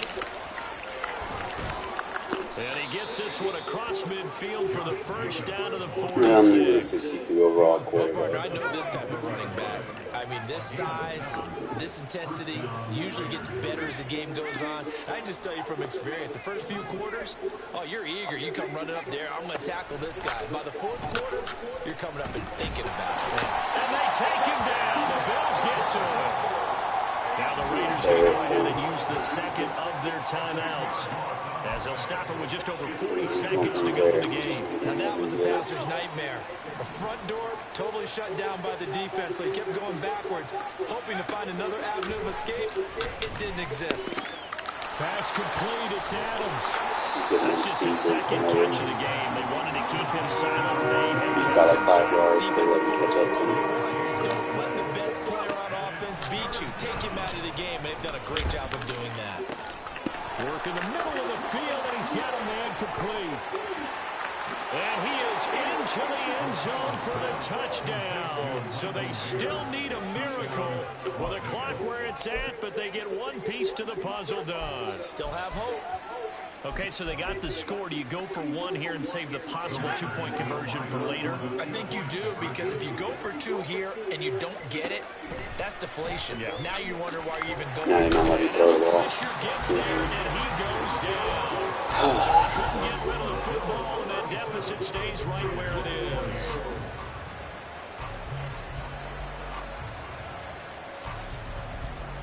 So time definitely not in their favor. Down 2 scores. They definitely changed the kick arc. And this is Now they're giving me all the. I guess they nerfed it. And that should just about put a capper on this one. Now they're not letting me kick it downfield. Yeah, you got to wait until that ball goes 10 yards. They did not. They hit it before, and that draws the flag every time. And there's I no liked doubt it how in it my was, mind that but I converting mean, an onside kick has skill never gap. been Now tougher it's in the just NFL they with went the back new to the rules. rhetorical So trying to shit, get it to 10 yards, where it's just timing it pre-scripted. perfectly, that's tough enough to begin with. But when you go ahead and grab it before it goes, you've got no shot then.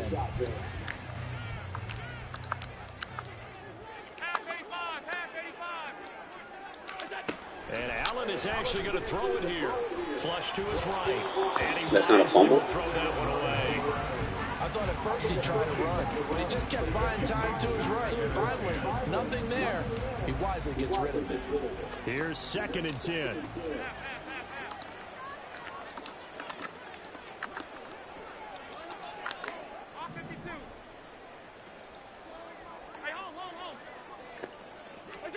Allen to throw. Escaping the pressure right. Pass delivered successfully to Knox on the out route. Oh, wait, hold everything. And timeout has been called. Seemingly silly with 1 second remaining in this game. But when you're up by 2 scores in the 4th quarter and you're going to throw the football, expect to see a lot of man coverage, because usually what comes along with man coverage is pressure. So if you're a play caller and you want to keep throwing the football, that's fine. That's into a crowd and intercepted. Picked off by Trayvon Merritt. The bombs. Raiders are going to take over. Almost had a comeback, fellas. Almost. Just rough start. Got distracted. And distractions at home. I hate them. But we all right now.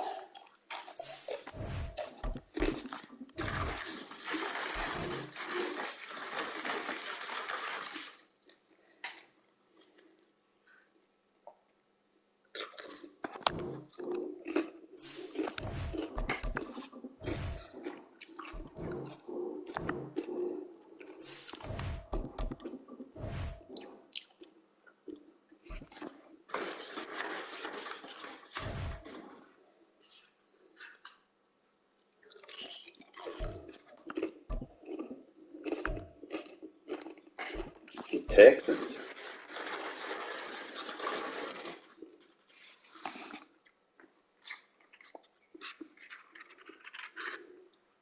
EA Sports coverage of the National Football League is on the air.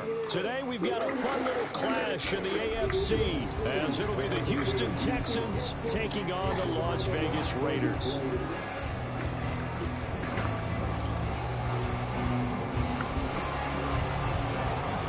And we are underway here in Las Vegas. Take Dell now to return it. This taken in right around the goal line. And he won't quite make it to the 25.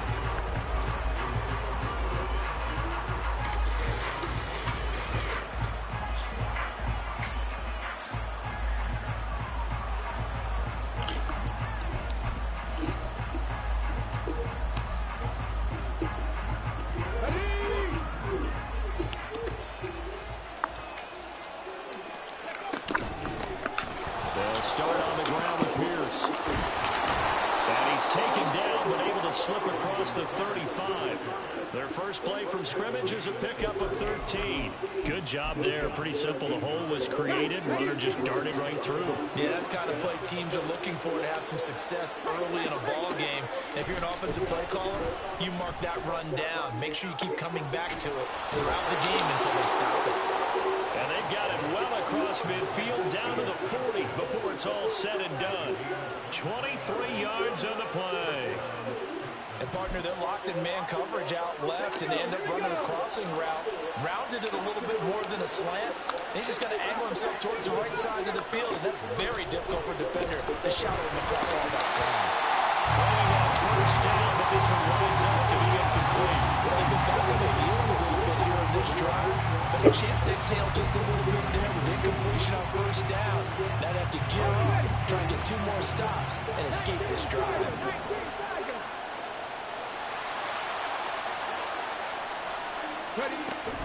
On second down, here's Pierce.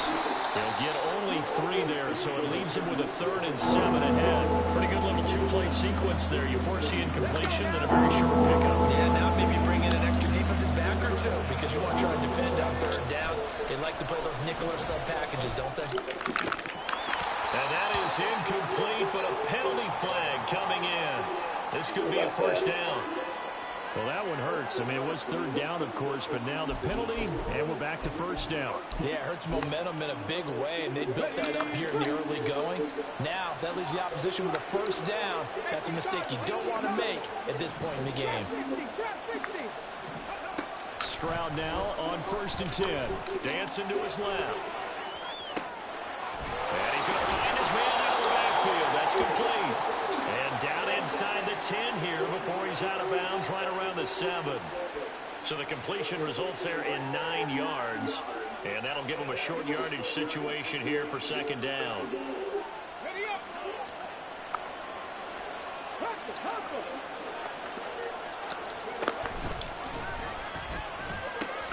Now they'll pitch it to Pierce. And he is going to lose yardage here. That's been a 7-play opening drive, and this is 3rd and short. Here's Stroud. He's got his target. That's complete. And the Texans are going to have 1st and goal coming up as they're able to convert there on 3rd and 2.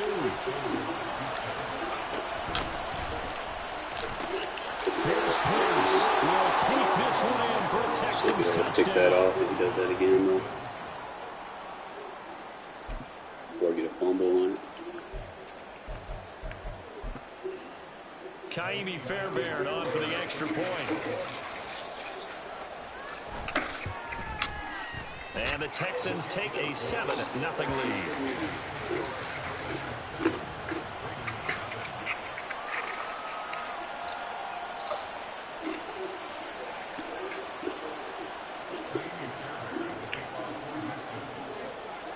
So after the touchdown, here's Fairbairn now to kick it away.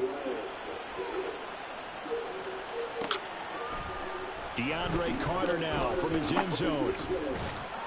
And only able to get this to the 19, so probably should have opted for the touchback. Let's find out who you are.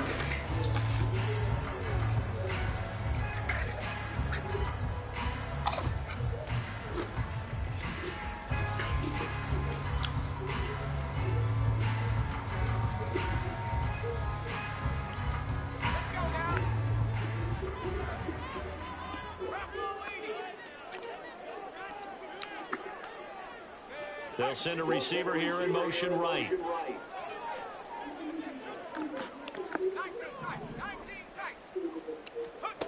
O'Connell on 1st and 10. Here's Tucker, complete on the right side. And he'll get this up to You got a face liner. We're about to abuse this shit. a gain of 10 to start the drive out by a few inches. That'll be a first down.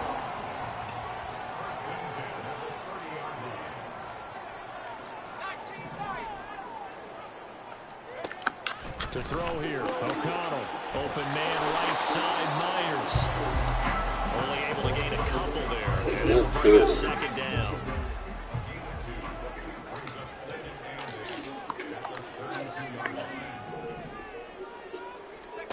Now O'Connell.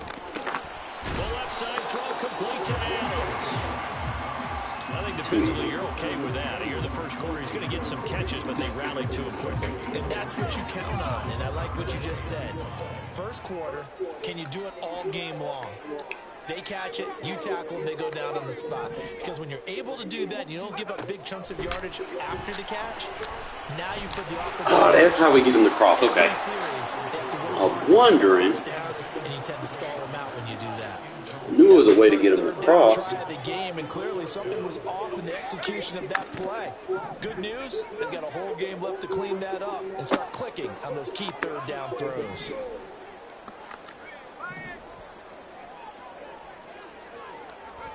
They'll go for it. O'Connell.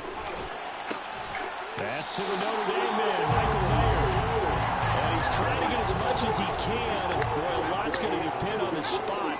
But they're going to give it to him. He needed 5. He didn't get much more than that. But it's enough at a first down. All right, rifles one, and that's going to be intercepted. Derek Stingley picks it.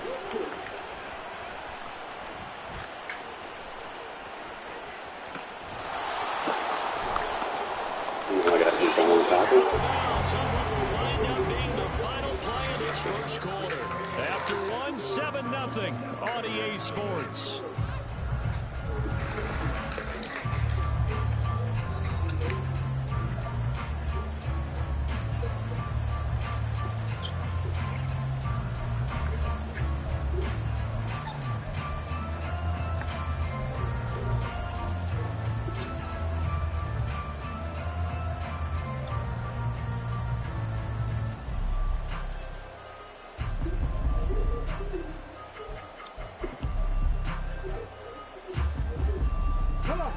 The Texans offense ready to go here for their next drive.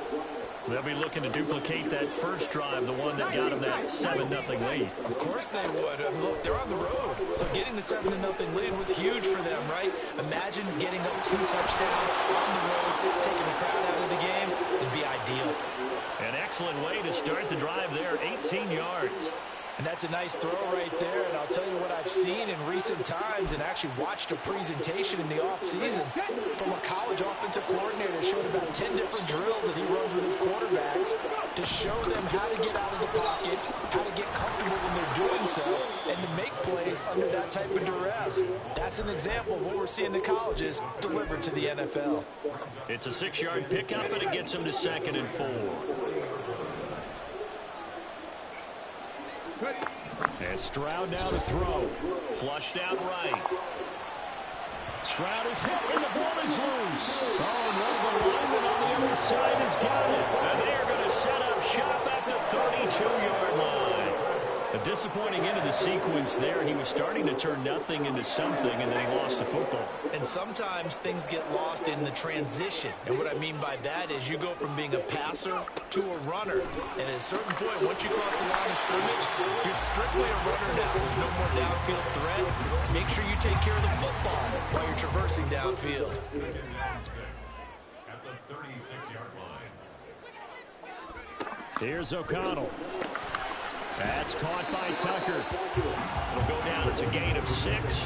And 3rd and 1 now. So they just need 1 yard here to pick up the first down.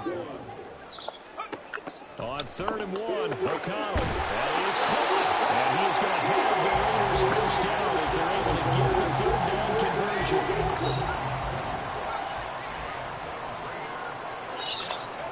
Throwing throwing on first down, O'Connell. Here's back-to-back catches for Devontae Adams. So the completion good for 6 yards, and it'll be second down. O'Connell looking to throw yet again. And he lost the football. And this is going to get out of bounds, so they will gain a bit of yardage on the play, actually, and they'll hold on to the football as well.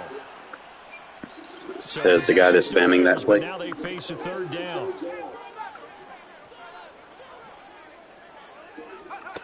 Here's O'Connell looking to throw. And they'll find the open man. That's complete. And he's going to have the Raiders first down by a couple of yards as they're able to convert there on 3rd and 1. On 1st and 10, it's O'Connell. He goes right back to Adams. That's complete. The Raiders going to use one of their timeouts as they'll talk things over prior to this upcoming second down play. And O'Connell now to throw. Open man is Myers. The goal of a wide receiver screen is get enough blockers in front and create a wall and let him pick his spot to run the football. How about the defense there, swarming to it and not allowing that to happen? Did not let him get downfield. Play number 9 set to come here on the drive on 3rd and 2. To the air again with O'Connell. Now we're taken in by Adams. And he is going to have the Raiders first down as this defense unable to hold. It's a 7-yard gain there on 3rd and 2. First down throw, O'Connell. Touchdown! Trey Tucker, 28 yards. And the Raiders are an extra point. Are you going to try to play ball, or you don't know how to play? What's going on? You spamming the same thing? So it goes for a rookie quarterback. He had the You never played football before? this first half, but he bounces back with a touchdown pass. And you have to like the mental act. You need help or something, man? You need by ebook? Because What's going on? oftentimes for a rookie, you throw an interception early, you're taken right out of the game, or mentally you check out a little bit. Give a lot of credit. You never played Madden before? What's going on, bro? They said we'll go for 2, one up you, and they take the lead. How about that for a little risk reward, right? If you don't You're getting dotted over with a 62 overall quarterback, my guy. statement in this ball game, and that's exactly what they did. And he'll be brought down right on the chalk of the 20. You don't know how to adjust? What's going on, bro?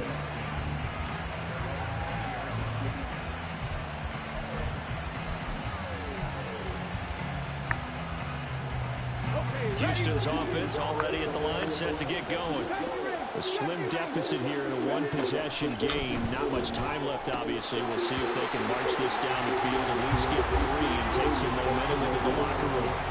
And now a throw on first down there, but it's incomplete. Again from the 20 after the incompletion. Here's 2nd and 10. Back to throw. Here's Stroud. Man open. That's complete to Dalton Schultz. A big change in field position there. That's 40 yards on the catch and run.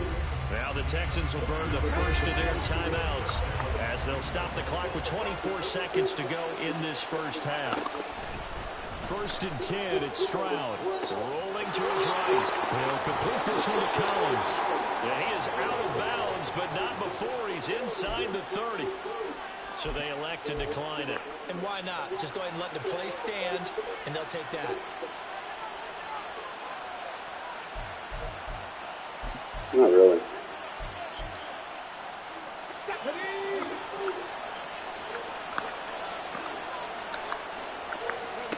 On first down, here's Stroud. That'll be incomplete as the clock will stop with 14 seconds remaining.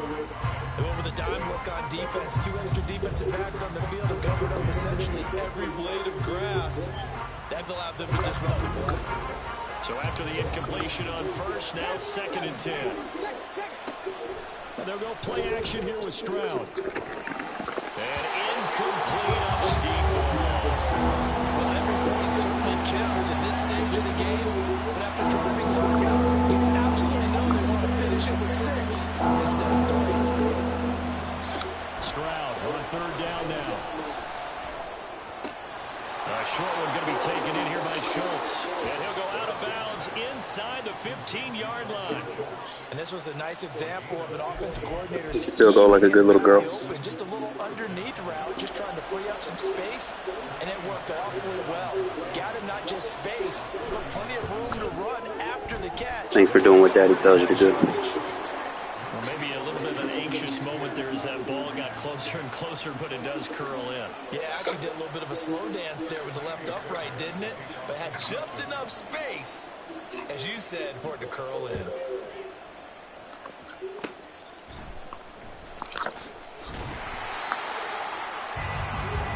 So we've hit intermission. It's halftime. This is the NFL, and it's a presentation of EA Sports.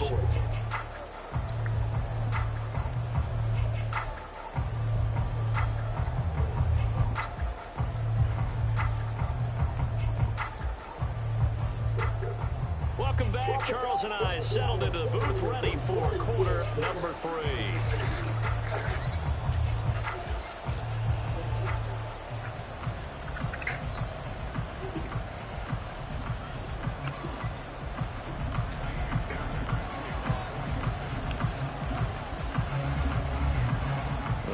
Are going to have it first, and they trail here as we get back to it in this third quarter of action. From his end zone, here comes Carter. And the decision to bring it out, not a good one, as he's tackled at the 15.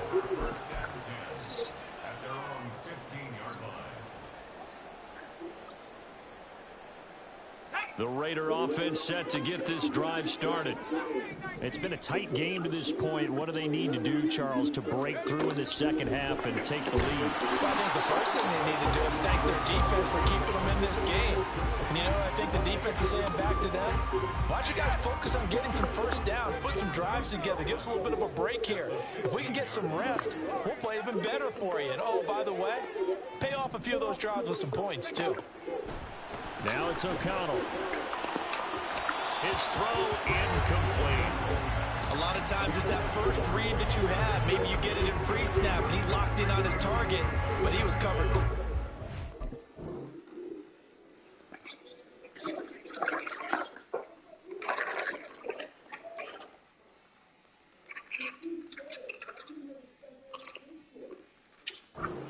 And that one's incomplete.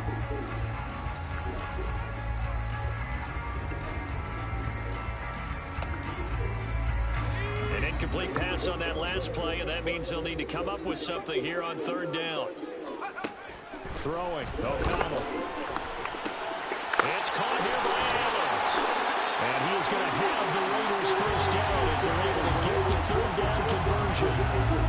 If you're going to blitz, likely going to leave you in man coverage with this guy, and that is less than ideal. It is, because just about any offense that has an elite receiver, if you blitz and have him in man coverage, you're going to him, even if he has an elite defender on him, because he usually knows where the ball is before the defender does.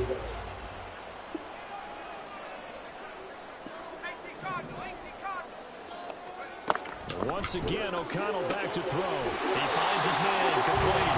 It's Myers. And he's going to get a solid gain of 9 before being brought down. Second and right at a yard. From the shotgun, O'Connell.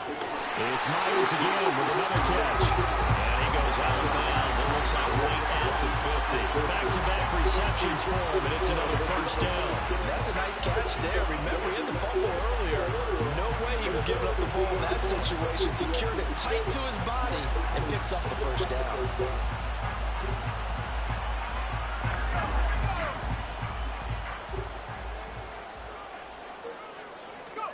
From the midfield stripe, they'll look to throw.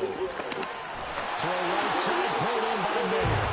And they'll get him down as he's inside the 40. And quickly, they get to the line. O'Connell looking to throw on first. He gets it right back to Mayer. And brought down, but not before they're inside the 25. Sticking to the air with O'Connell here. And that incompletion brings a string of 5 straight connections. And it's second down. And their backs up against the wall a little bit, and they come through by forcing an incompletion. Now they've got to continue to ratchet up the intensity a couple more times and get off the field before giving up any more yardage.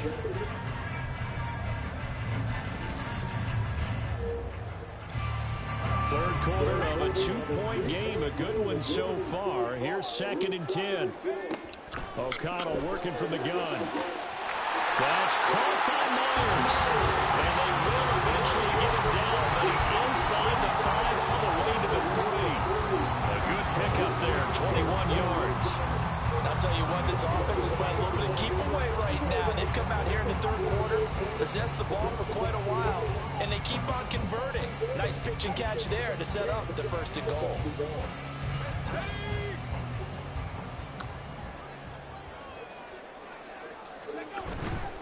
Here's Jacobs. And he's in. Touchdown, Raiders. Josh Jacobs, a 3-yard touchdown run. And the Raiders have taken the lead as they go right down the field and score on the opening drive of the second half. Josh McDaniels, he's got faith in his offense, and he's going to have them go for 2. They'll try to run it with Jacobs. And he will get into the end zone again. And he seems to have a nose for it as he gets both the touchdown and the 2-point conversion. Set now to kick this one away, and off it goes. They'll elect to bring it out here from the end zone. And a good return as he'll be stopped just shy of the 30-yard line.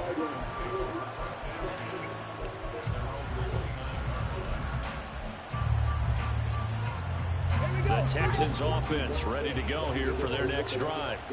And Charles, it feels like we're set up for a good second half here. Came out of the locker room. Look at this, middle of the field, a breakaway. And they get him down, but not before he takes it across the 40-yard line. Solid way to start the drive. 13 yards, picking up the first.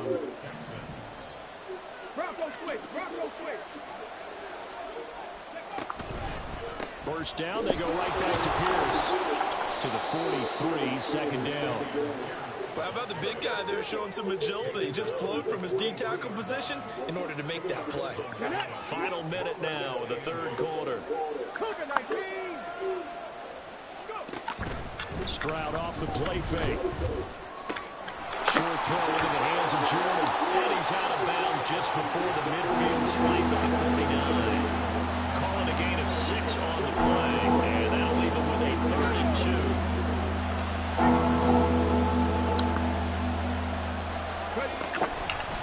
Pierce will try to pick it up. And he's got this down to the 35. 47 yards now on the ground on just 7 carries. Interior of that line blocked really well on that run, but also the 2 tight ends, they blocked well too. Not only have they scouted the line of scrimmage, with their agility, they can get upfield and hit moving targets like linebackers, defensive backs. They do a really good job helping out the running game. And they're not going to get to the line to run another play. So we will switch ends as the third quarter has come to a close. We'll return with more after this break. You're watching the NFL on EA Sports. Here we go. Alert, alert. First and 10, it's Pierce. And they'll get 8 out of this before being stopped at the 28. Hey, when you get good yardage like that on first down, it really does a whole lot of good for your entire offense. But I love the way he's finishing those runs. At the end of things, he's making sure he gets just a little bit extra. Another carry for Pierce. And he'll go down here right around the 23-yard line. A gain of 5, good enough for the first down. Not too many more ideal situations at 2nd and 2 in order to try and pick up a first down. They ran it and picked it up.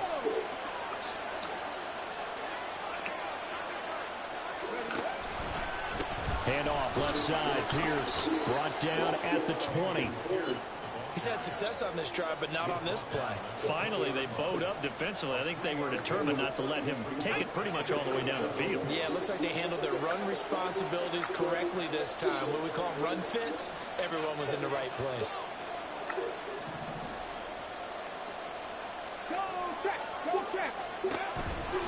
Hand off right side to Pierce. And he's going to be close to a first down as he gets this to the Raiders 14. A gain of 3 last play. This time they double it and pick up 6. Brandon, all things considered, they have to feel pretty good about getting that type of a gain considering the blitz that they just had against them.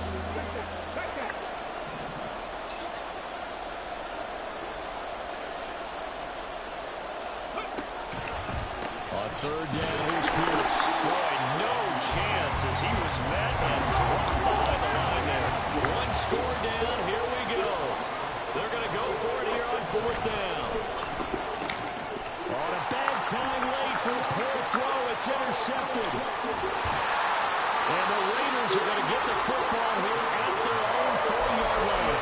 Those INTs all sting when you throw one in the red zone. I think especially as a rookie, maybe it stings a little bit more. I think what you're saying is they don't all count the same, do they? Right? Interceptions in the red zone that you've given up points now, those are precious. So you have to learn from those and in a hurry. Throwing on first down, O'Connell. He'll get this underneath to Jacobs.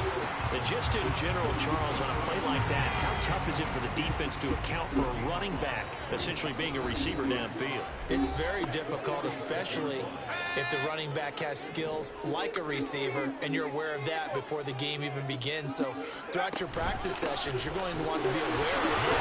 Where is he lining up? What can he do? What kind of damage can he do to us downfield? And who can match up with him without weakening our overall defense? You're exactly right. It's a tough task to match up to him.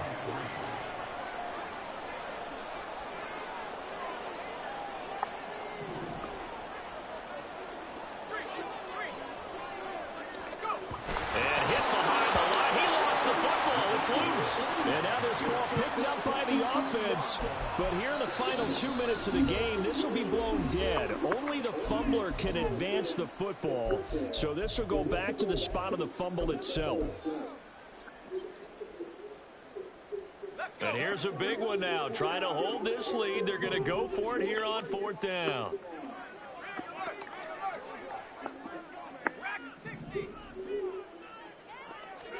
They'll go for it. O'Connell.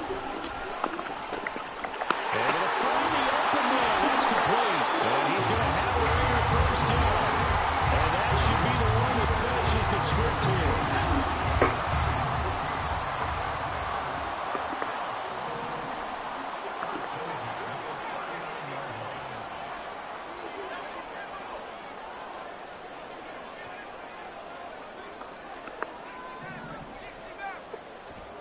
That one looks like he'll throw here.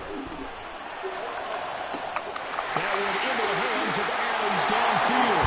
And he's across for the touchdown. And in the final minute, that should just about seal it. Stop playing man, bro.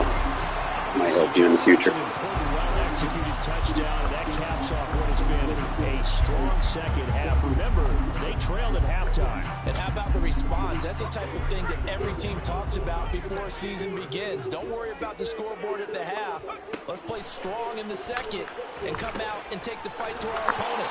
They did exactly that, and now they have the lead to show for it. And he is not going to get to the goal line. And for the first time here this afternoon, they are thwarted on the two-point conversion. Here comes Dell on the return. And it's a pretty good return here as he'll get this up to the 29.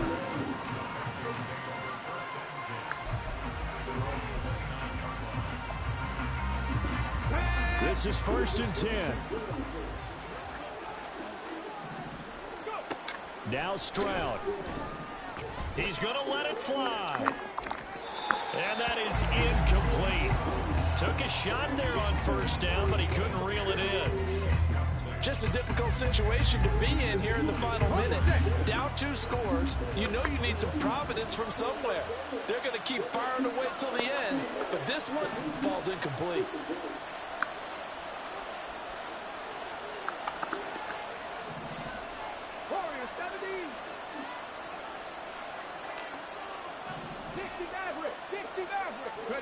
Here's Stroud. And that's caught inside the 35.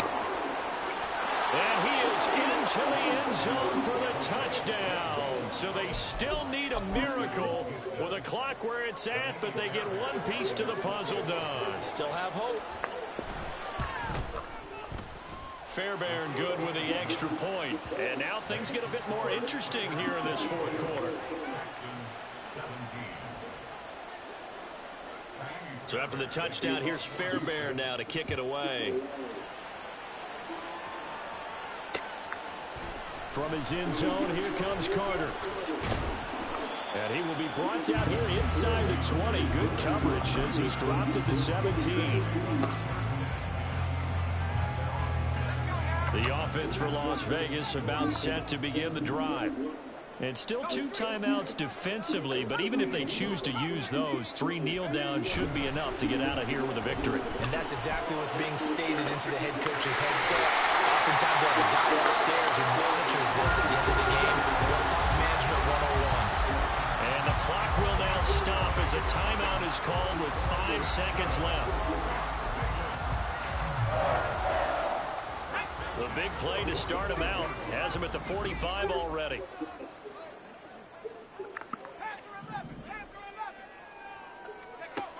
Here's O'Connell looking to throw it. A throw left sideline falls incomplete.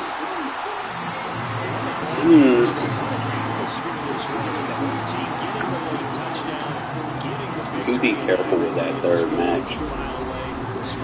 I just picked up on something. I think versus play action. And I'm going to show the replay for it, but against play action, I think it freezes. So you have to have like a high play rec corner so he doesn't. Just on the kind of keynote.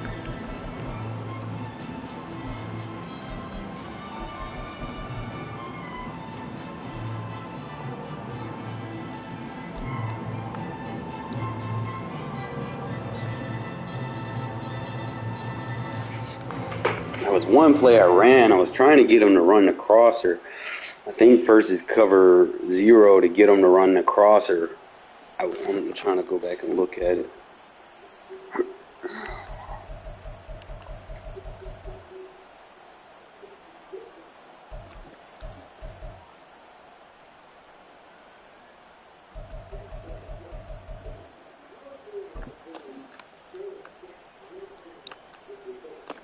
I just started abusing those corner routes. I probably might not run that one deep. Probably run him like a short out or something. I just don't like all those bumpings. So he could probably, versus this, I know I like to use the vertical. Bring the safety down. I probably could have actually hit that corner right there.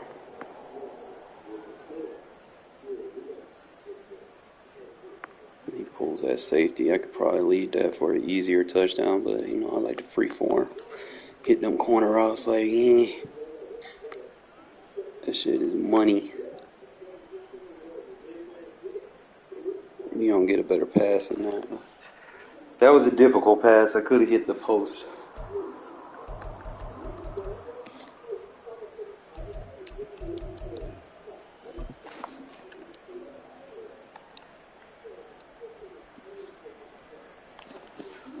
It's like those mesh concepts freezed his user too. Might start using gun punch a little bit more. Like I said, always, every game, man, like, there's highlights, I use them, kind of look at them, see if there's things that I can learn from it. Try to hit them with a couple of blitzes. Kept coming out tight. Which one was this? I want to say this is the odd defense. I want to say.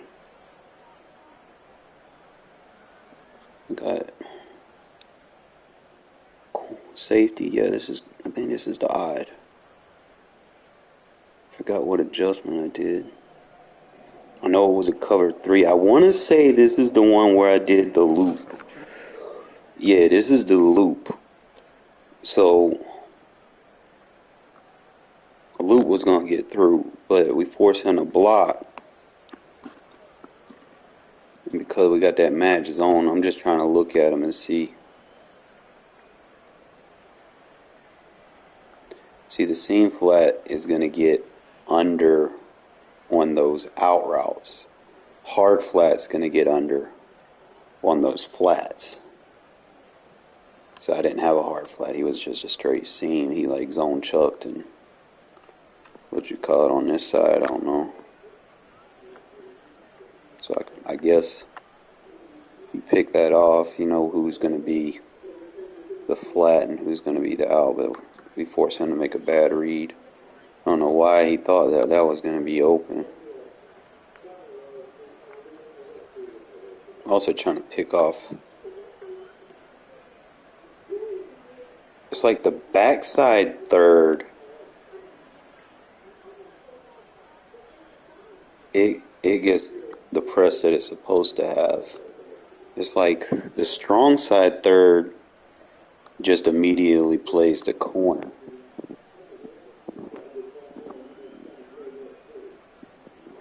Just something to kind of look at.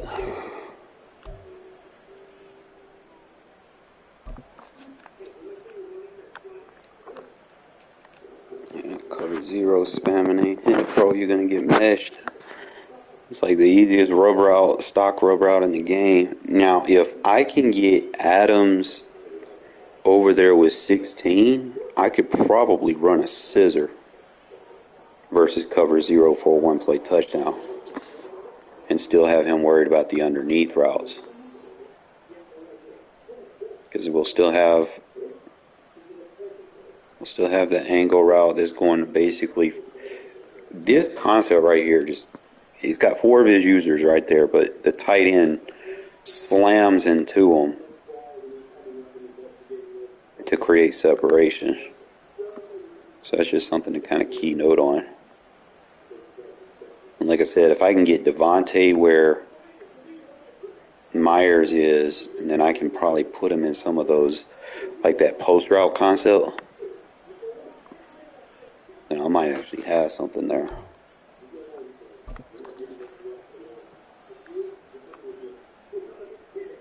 Pound that corner route so wide. Both of them. I don't know what the fuck he was doing. Like, what is you doing, bro?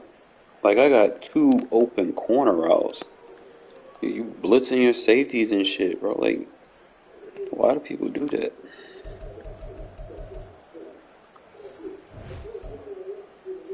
Yeah, 83% completion rate. Like, you can't stay in cover 0 if you're not gonna adjust. Like, at some point, you gotta figure out what you're gonna do. Because if you stay in anything stock, whether you playing zone, match, or whatever, you don't make no adjustment. And you just keep that shit as is. That's just the same thing on offense. And stock plays not really going to work. Unless it's like one of those built-in plays that just kind of beat everything, you know. I haven't seen those as much ever since they kind of, you know, gutted out the playbooks a little bit. But y'all remember that play called Circle, I think, from like doubles, Y flex. I don't remember. It was some doubles formation. But you had that midfield crosser from the outside receiver. And then you had like this weird ass vert that it wasn't a fade, but it was like an out and up kind of fade. I don't know. It was like, it's not like how they do the fades now, but it was like he'd run out and up, like a Y, like going up a fork in the road or something. And that shit was just unstoppable. That fucking crosser, like you could quick pass that shit and everything would beat any outside zone because it would always go inside. The outside corner was basically stuck, and then there was no inside zone that could, you know, lock up to it. I mean, you could probably put a hook safety on it or try to use it, but I mean, you try to do that, then they're going to get something else they want. Some of these unexpected errors.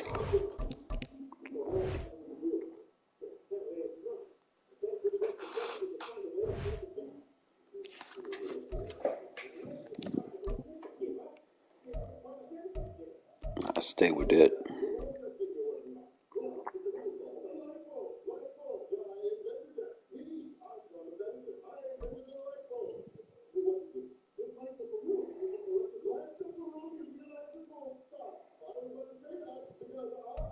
EA Sports coverage of the National Football League is on the air. Today we've got a compelling AFC matchup for you, as it'll be the Buffalo Bills taking on the Las Vegas Raiders.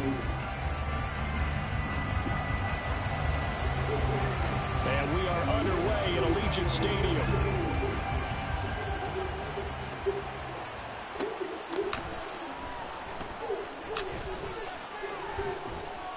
And they will wrangle it down a couple yards shy of the 30.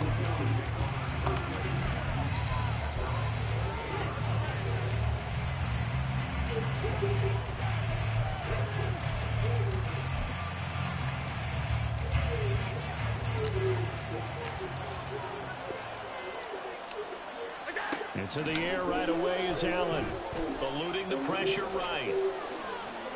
A short gain here, maybe a yard to the 29. Here's a 2nd and 9 now from the 29.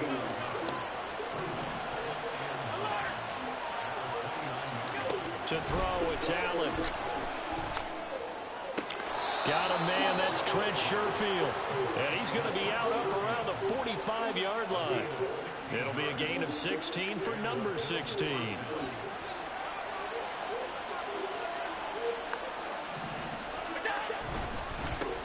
Now a first carry for the brother of Dalvin. It's James Cook. And this will be taken across midfield and into Raider territory.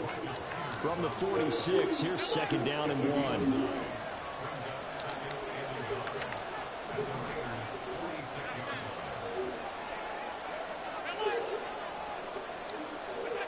Now Allen. It's complete to Diggs. And he'll go down, but not before getting this inside the 30.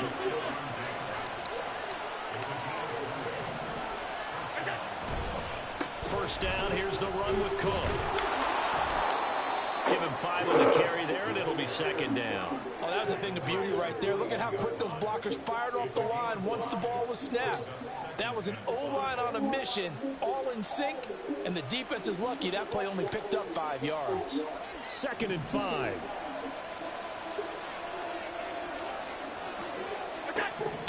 Here's Allen. And he's got it. And stopped a few yards shy of the goal line at the 3. 2nd catch for him today, and it'll wind up a 1st down.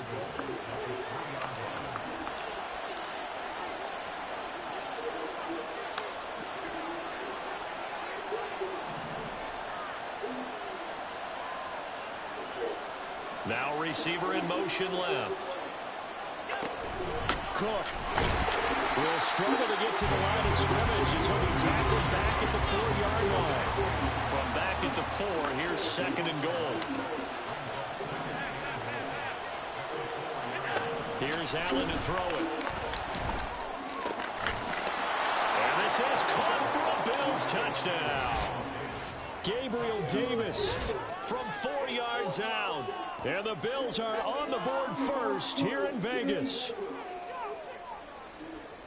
They're the favorite, no question. And when they score like that on the opening drive to set the tone, you're the underdog on the other bench.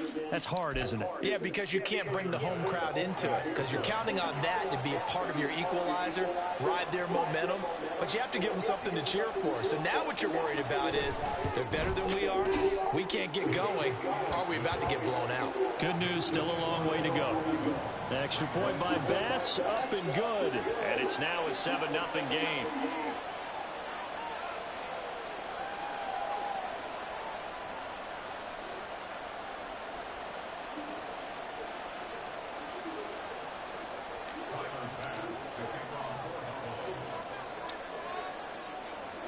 After the touchdown, Bass to kick it away.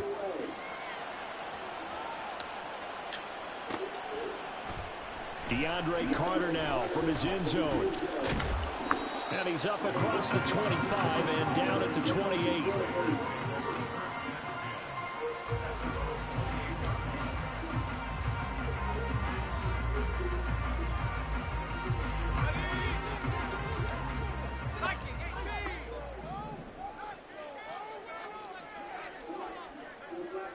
Slot man moves right. On the ground, it's Jacobs to start the drive. And nothing much materializing there on the first down run. He'll get a couple, and that's it.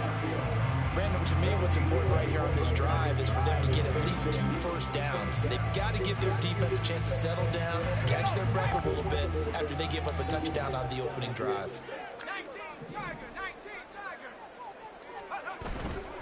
They'll stay on the ground with Jacobs. And he'll take this to the 32, a gain of about 3. Just not a whole lot of room to operate there on that carry. No, not at all. They did a really nice job staying in their proper places and not allowing any lanes to open up.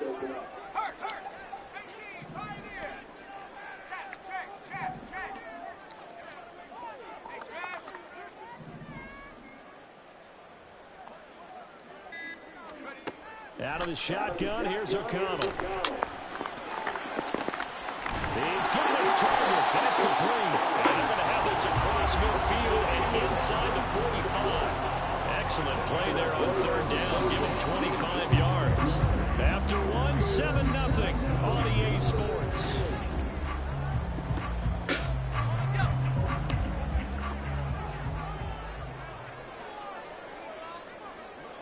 Myers in motion right. Here's Jacobs on 1st and 10. Past the 20. And he will score. Touchdown, Las Vegas. Josh Jacobs, 43 yards. And the Raiders are within an extra point of tying up this ballgame. Well, we've said it many times. He is always a threat to go the distance anytime he's got the ball in his hands. And on this occasion, he did just that. Well, he's definitely the guy that makes this offense go. And when you're an RB1, running back 1, you've got to be willing to be patient at times as well. Not every run's going to be the home run we saw there. But once you get that opportunity to open it, you take full advantage.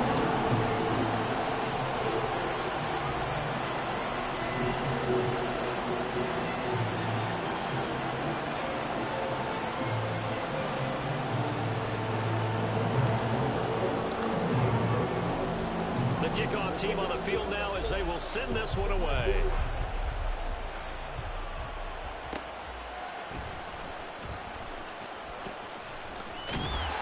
And they're going to start in a hole as he's brought down at the 11. For most people, the excitement of the kickoff return is to see a long one that goes back in the opposite direction. But for the guys covering it, it's being able to stop them deep in their own territory. How about that incredible form tackle right there? Shouldering the ball carrier, and down he goes. The Bills come to the line to start their next drive.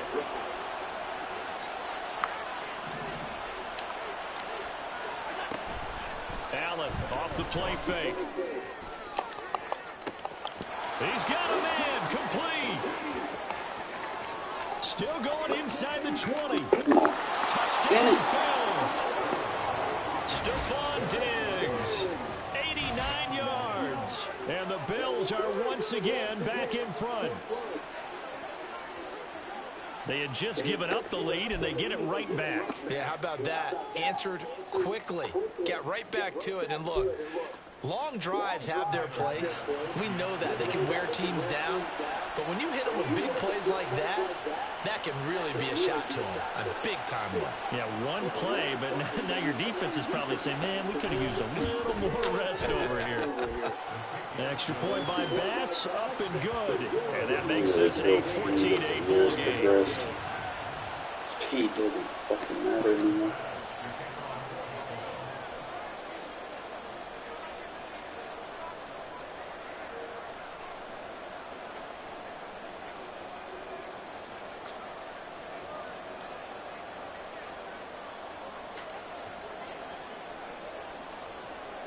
After the touchdown, Bass to kick it away. From his end zone, here comes Carter. And the decision to bring it out, not a good one, as he's tackled at the 15.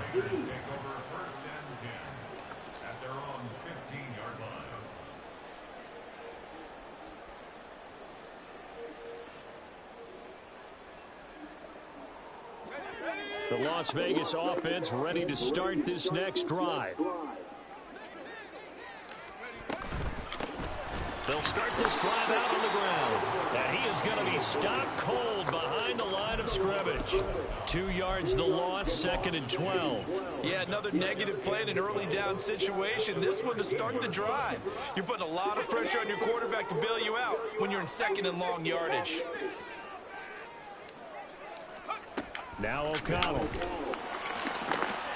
That's going to be caught. It's Jacoby Myers. And he takes us beyond the 35 before going out of bounds. So from the 36 now, 1st and 10. From the shotgun, O'Connell. It's Myers again with another catch. And he takes us just a few yards shy of the red zone before going out.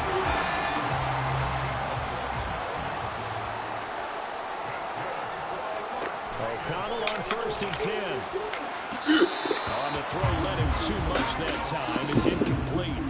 And not a common sight, at least on this drive. A momentary setback, though, for this passing game that has been moving well this series. Good thing for them, though. Still 2 more downs to connect and try and pick up another 1st down.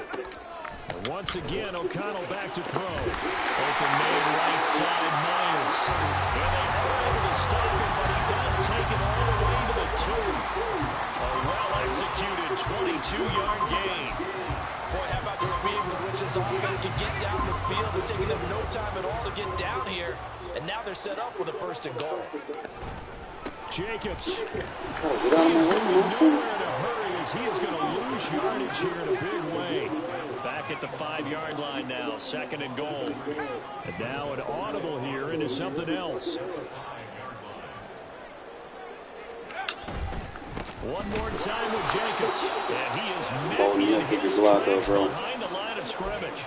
It'll be a loss of a couple on the play, so now 3rd down coming up. We all know how much running backs love getting the ball down near the goal line. They think they're going to find a way into the end zone. He hasn't had that kind of luck so far. Ends up not getting in on the last 2 carries. You know he's going to be upset about a missed opportunity.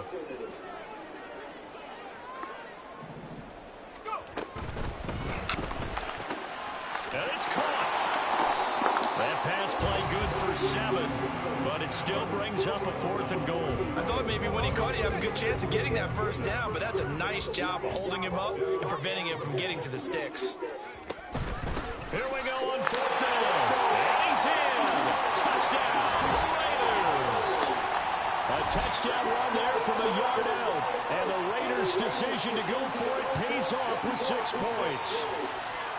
This defense held out as long as they could, but ultimately the running game wears them down from the 1-yard line. And that gets set up throughout the entire drive, doesn't it? And when you put those big bodies and determination into that carry, the end result, touchdown. They're going to keep it on the ground. And he will get into the end zone again. And he seems to have a nose for it as he gets both the touchdown and the 2-point conversion.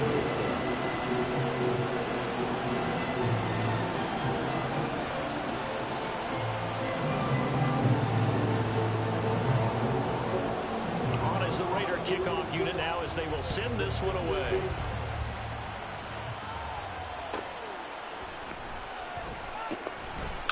And he had no room to run as he's tackled down inside the 20.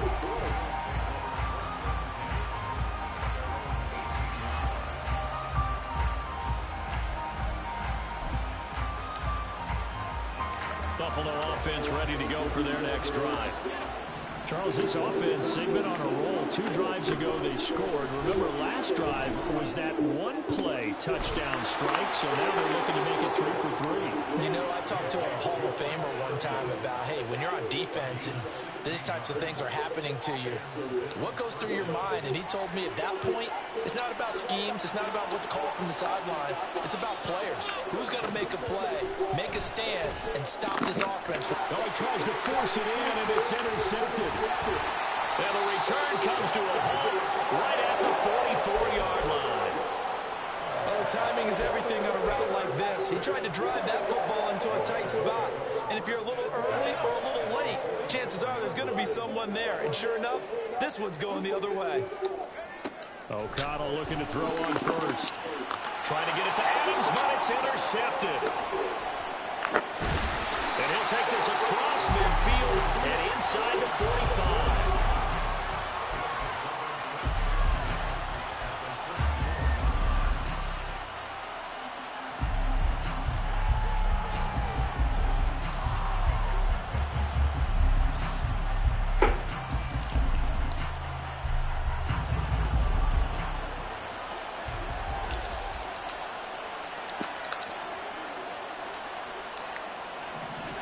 So after the INT, it's Allen. He's going to take a shot right away for the end zone. And this is going to be intercepted.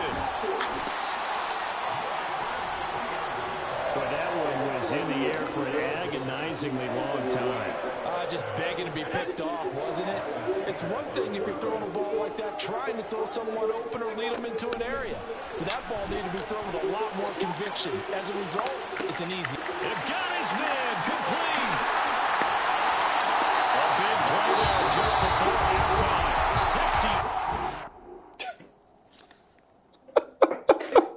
60. Why would you press me, bro? I'll be waiting for people to press me, bro. I go out there.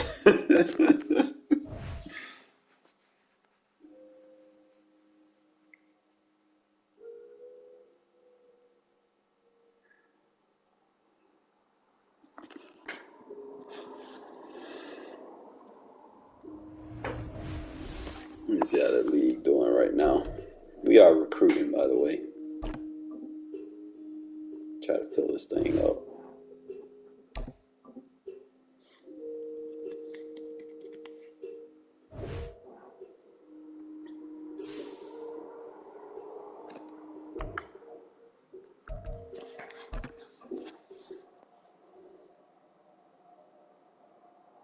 This is where we're at, fellas. Like I said, if you count, no custom playbooks allowed. That's the only rule, man. Anything else?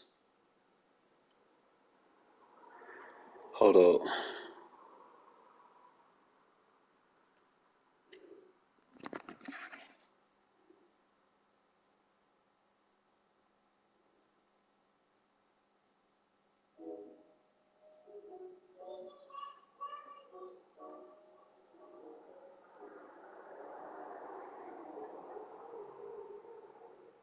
Challenge reader.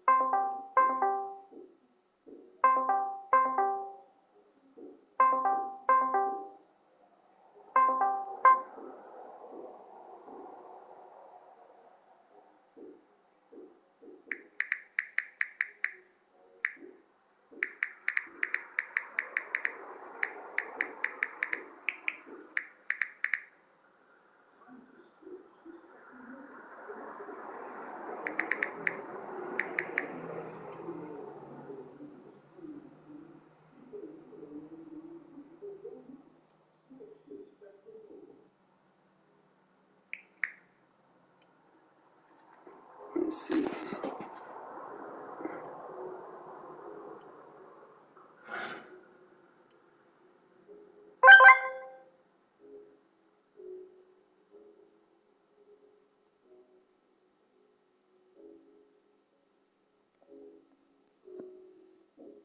Let me see if I'm... Oh, you can look at everybody's cap. He said he was going to make me a commissioner, so we better find out. How do I don't think I have those abilities. Let me see. Yeah, I can't change those, so... It's all Madden simulation.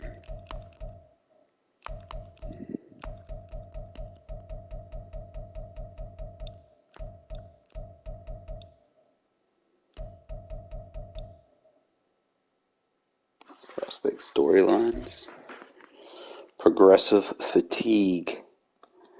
That's where they gonna get them. Bro. Ah, man, you gotta turn injuries on, bro.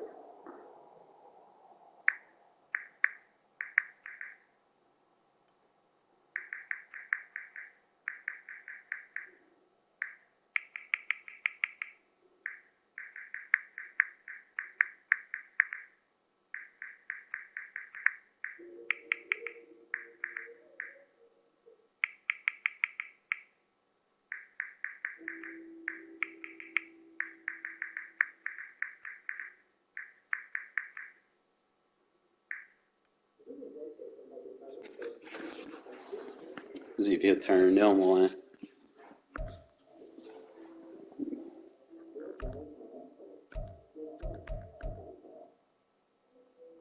We're not doing fantasy. Set the number of players a team can negotiate.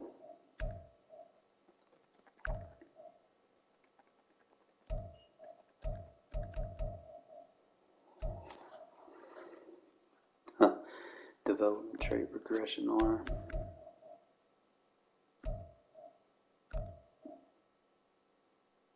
.46 is manageable.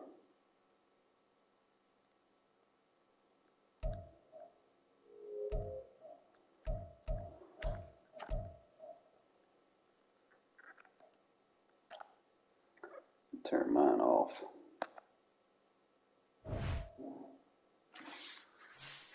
I like to make all my shit because sometimes AI to be signing people like crazy.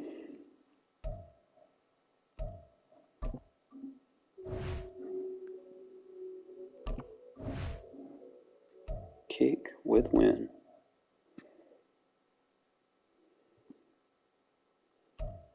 Far, I go 1. I might upgrade that to a 2.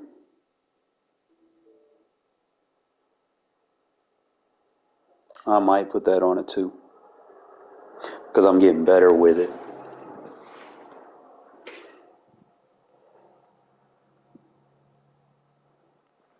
I'm just so used to it being on a 1 though. We'll have to lab and see.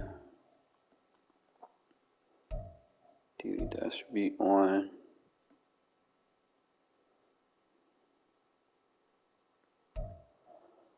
Defensive switch assist.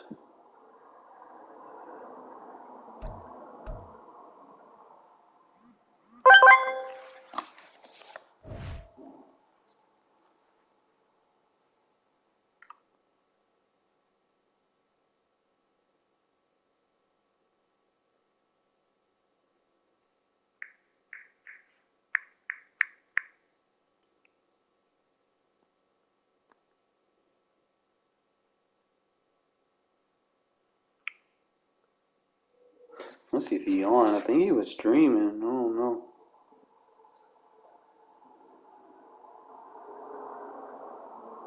Yeah, look real quick. Sometimes he be sending me a text message or he be streaming. That's for the 12th.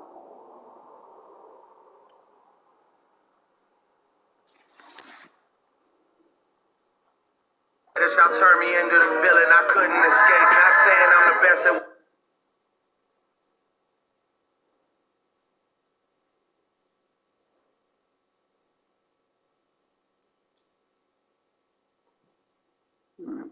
Been a day ago. Y'all turned me into the villain. I couldn't. Alright. So that's not gonna do no good. Just wait for him to respond. I might call him since he not.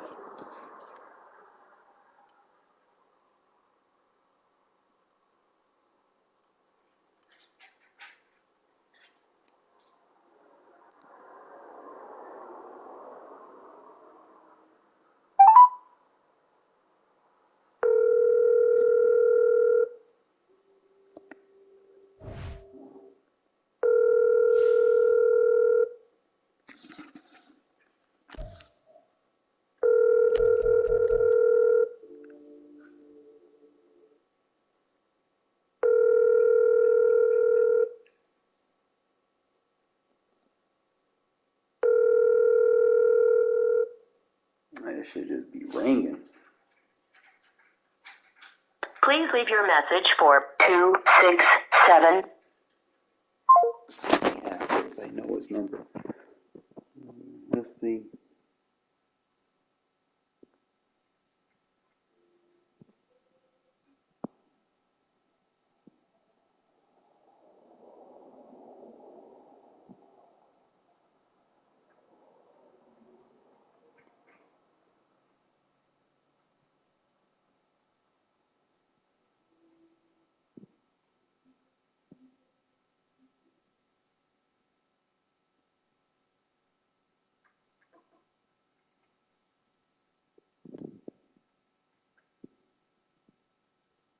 Signed an ex-Falcons cornerback.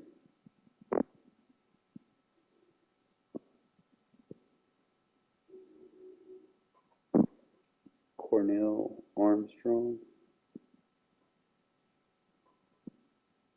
Cornell Armstrong.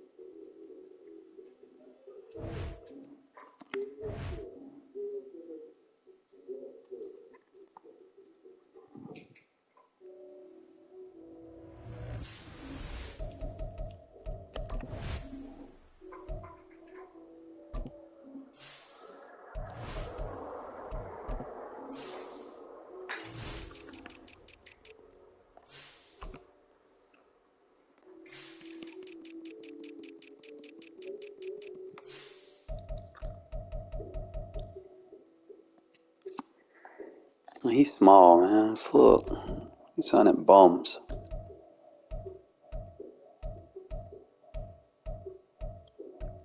No change. No change of direction.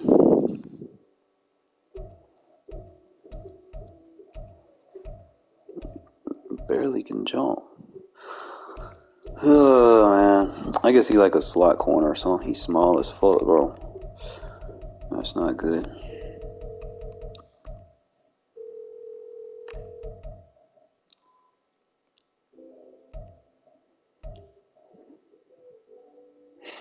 Shit, I'd rather have Avery back, bro.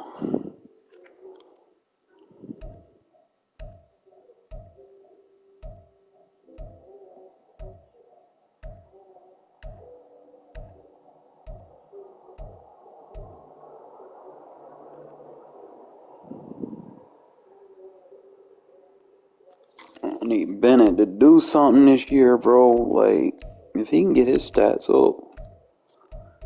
Like, he already got the speed. He got decent size. Like, he almost 200, so. He got decent agility. He got the speed and acceleration. I need to get his awareness up.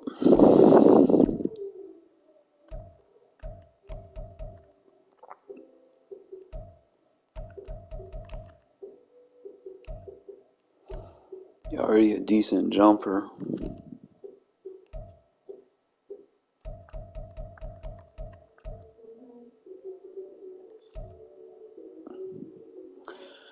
Jarek Converse. I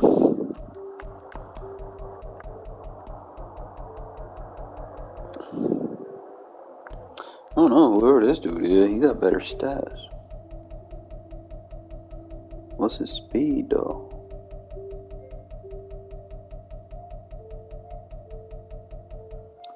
I mean, he 93 speed.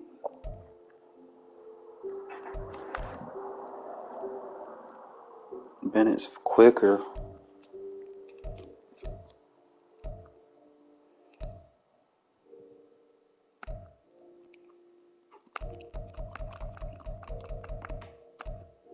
This dude could jump, bro. Interesting.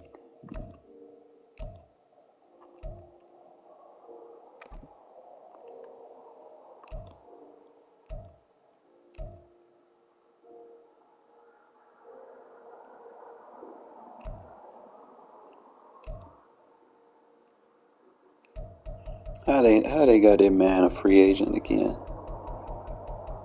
I thought the Panthers signed him. They already released him.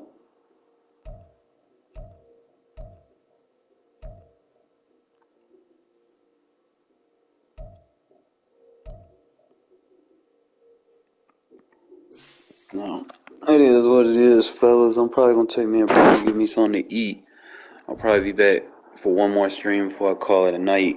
I'm gonna see what's up with Pac, see if we can get this league jumping or something, because we still sitting at where we was prior to yesterday, you know. It's like we gotta get some people. So let me see if I can pull some strings. We have 1, 2, 3, 4, 5, 6, 7, 8, 9, 10, 11, 12, 13. We got 14, 15. So one person joined. So we just need we need bodies.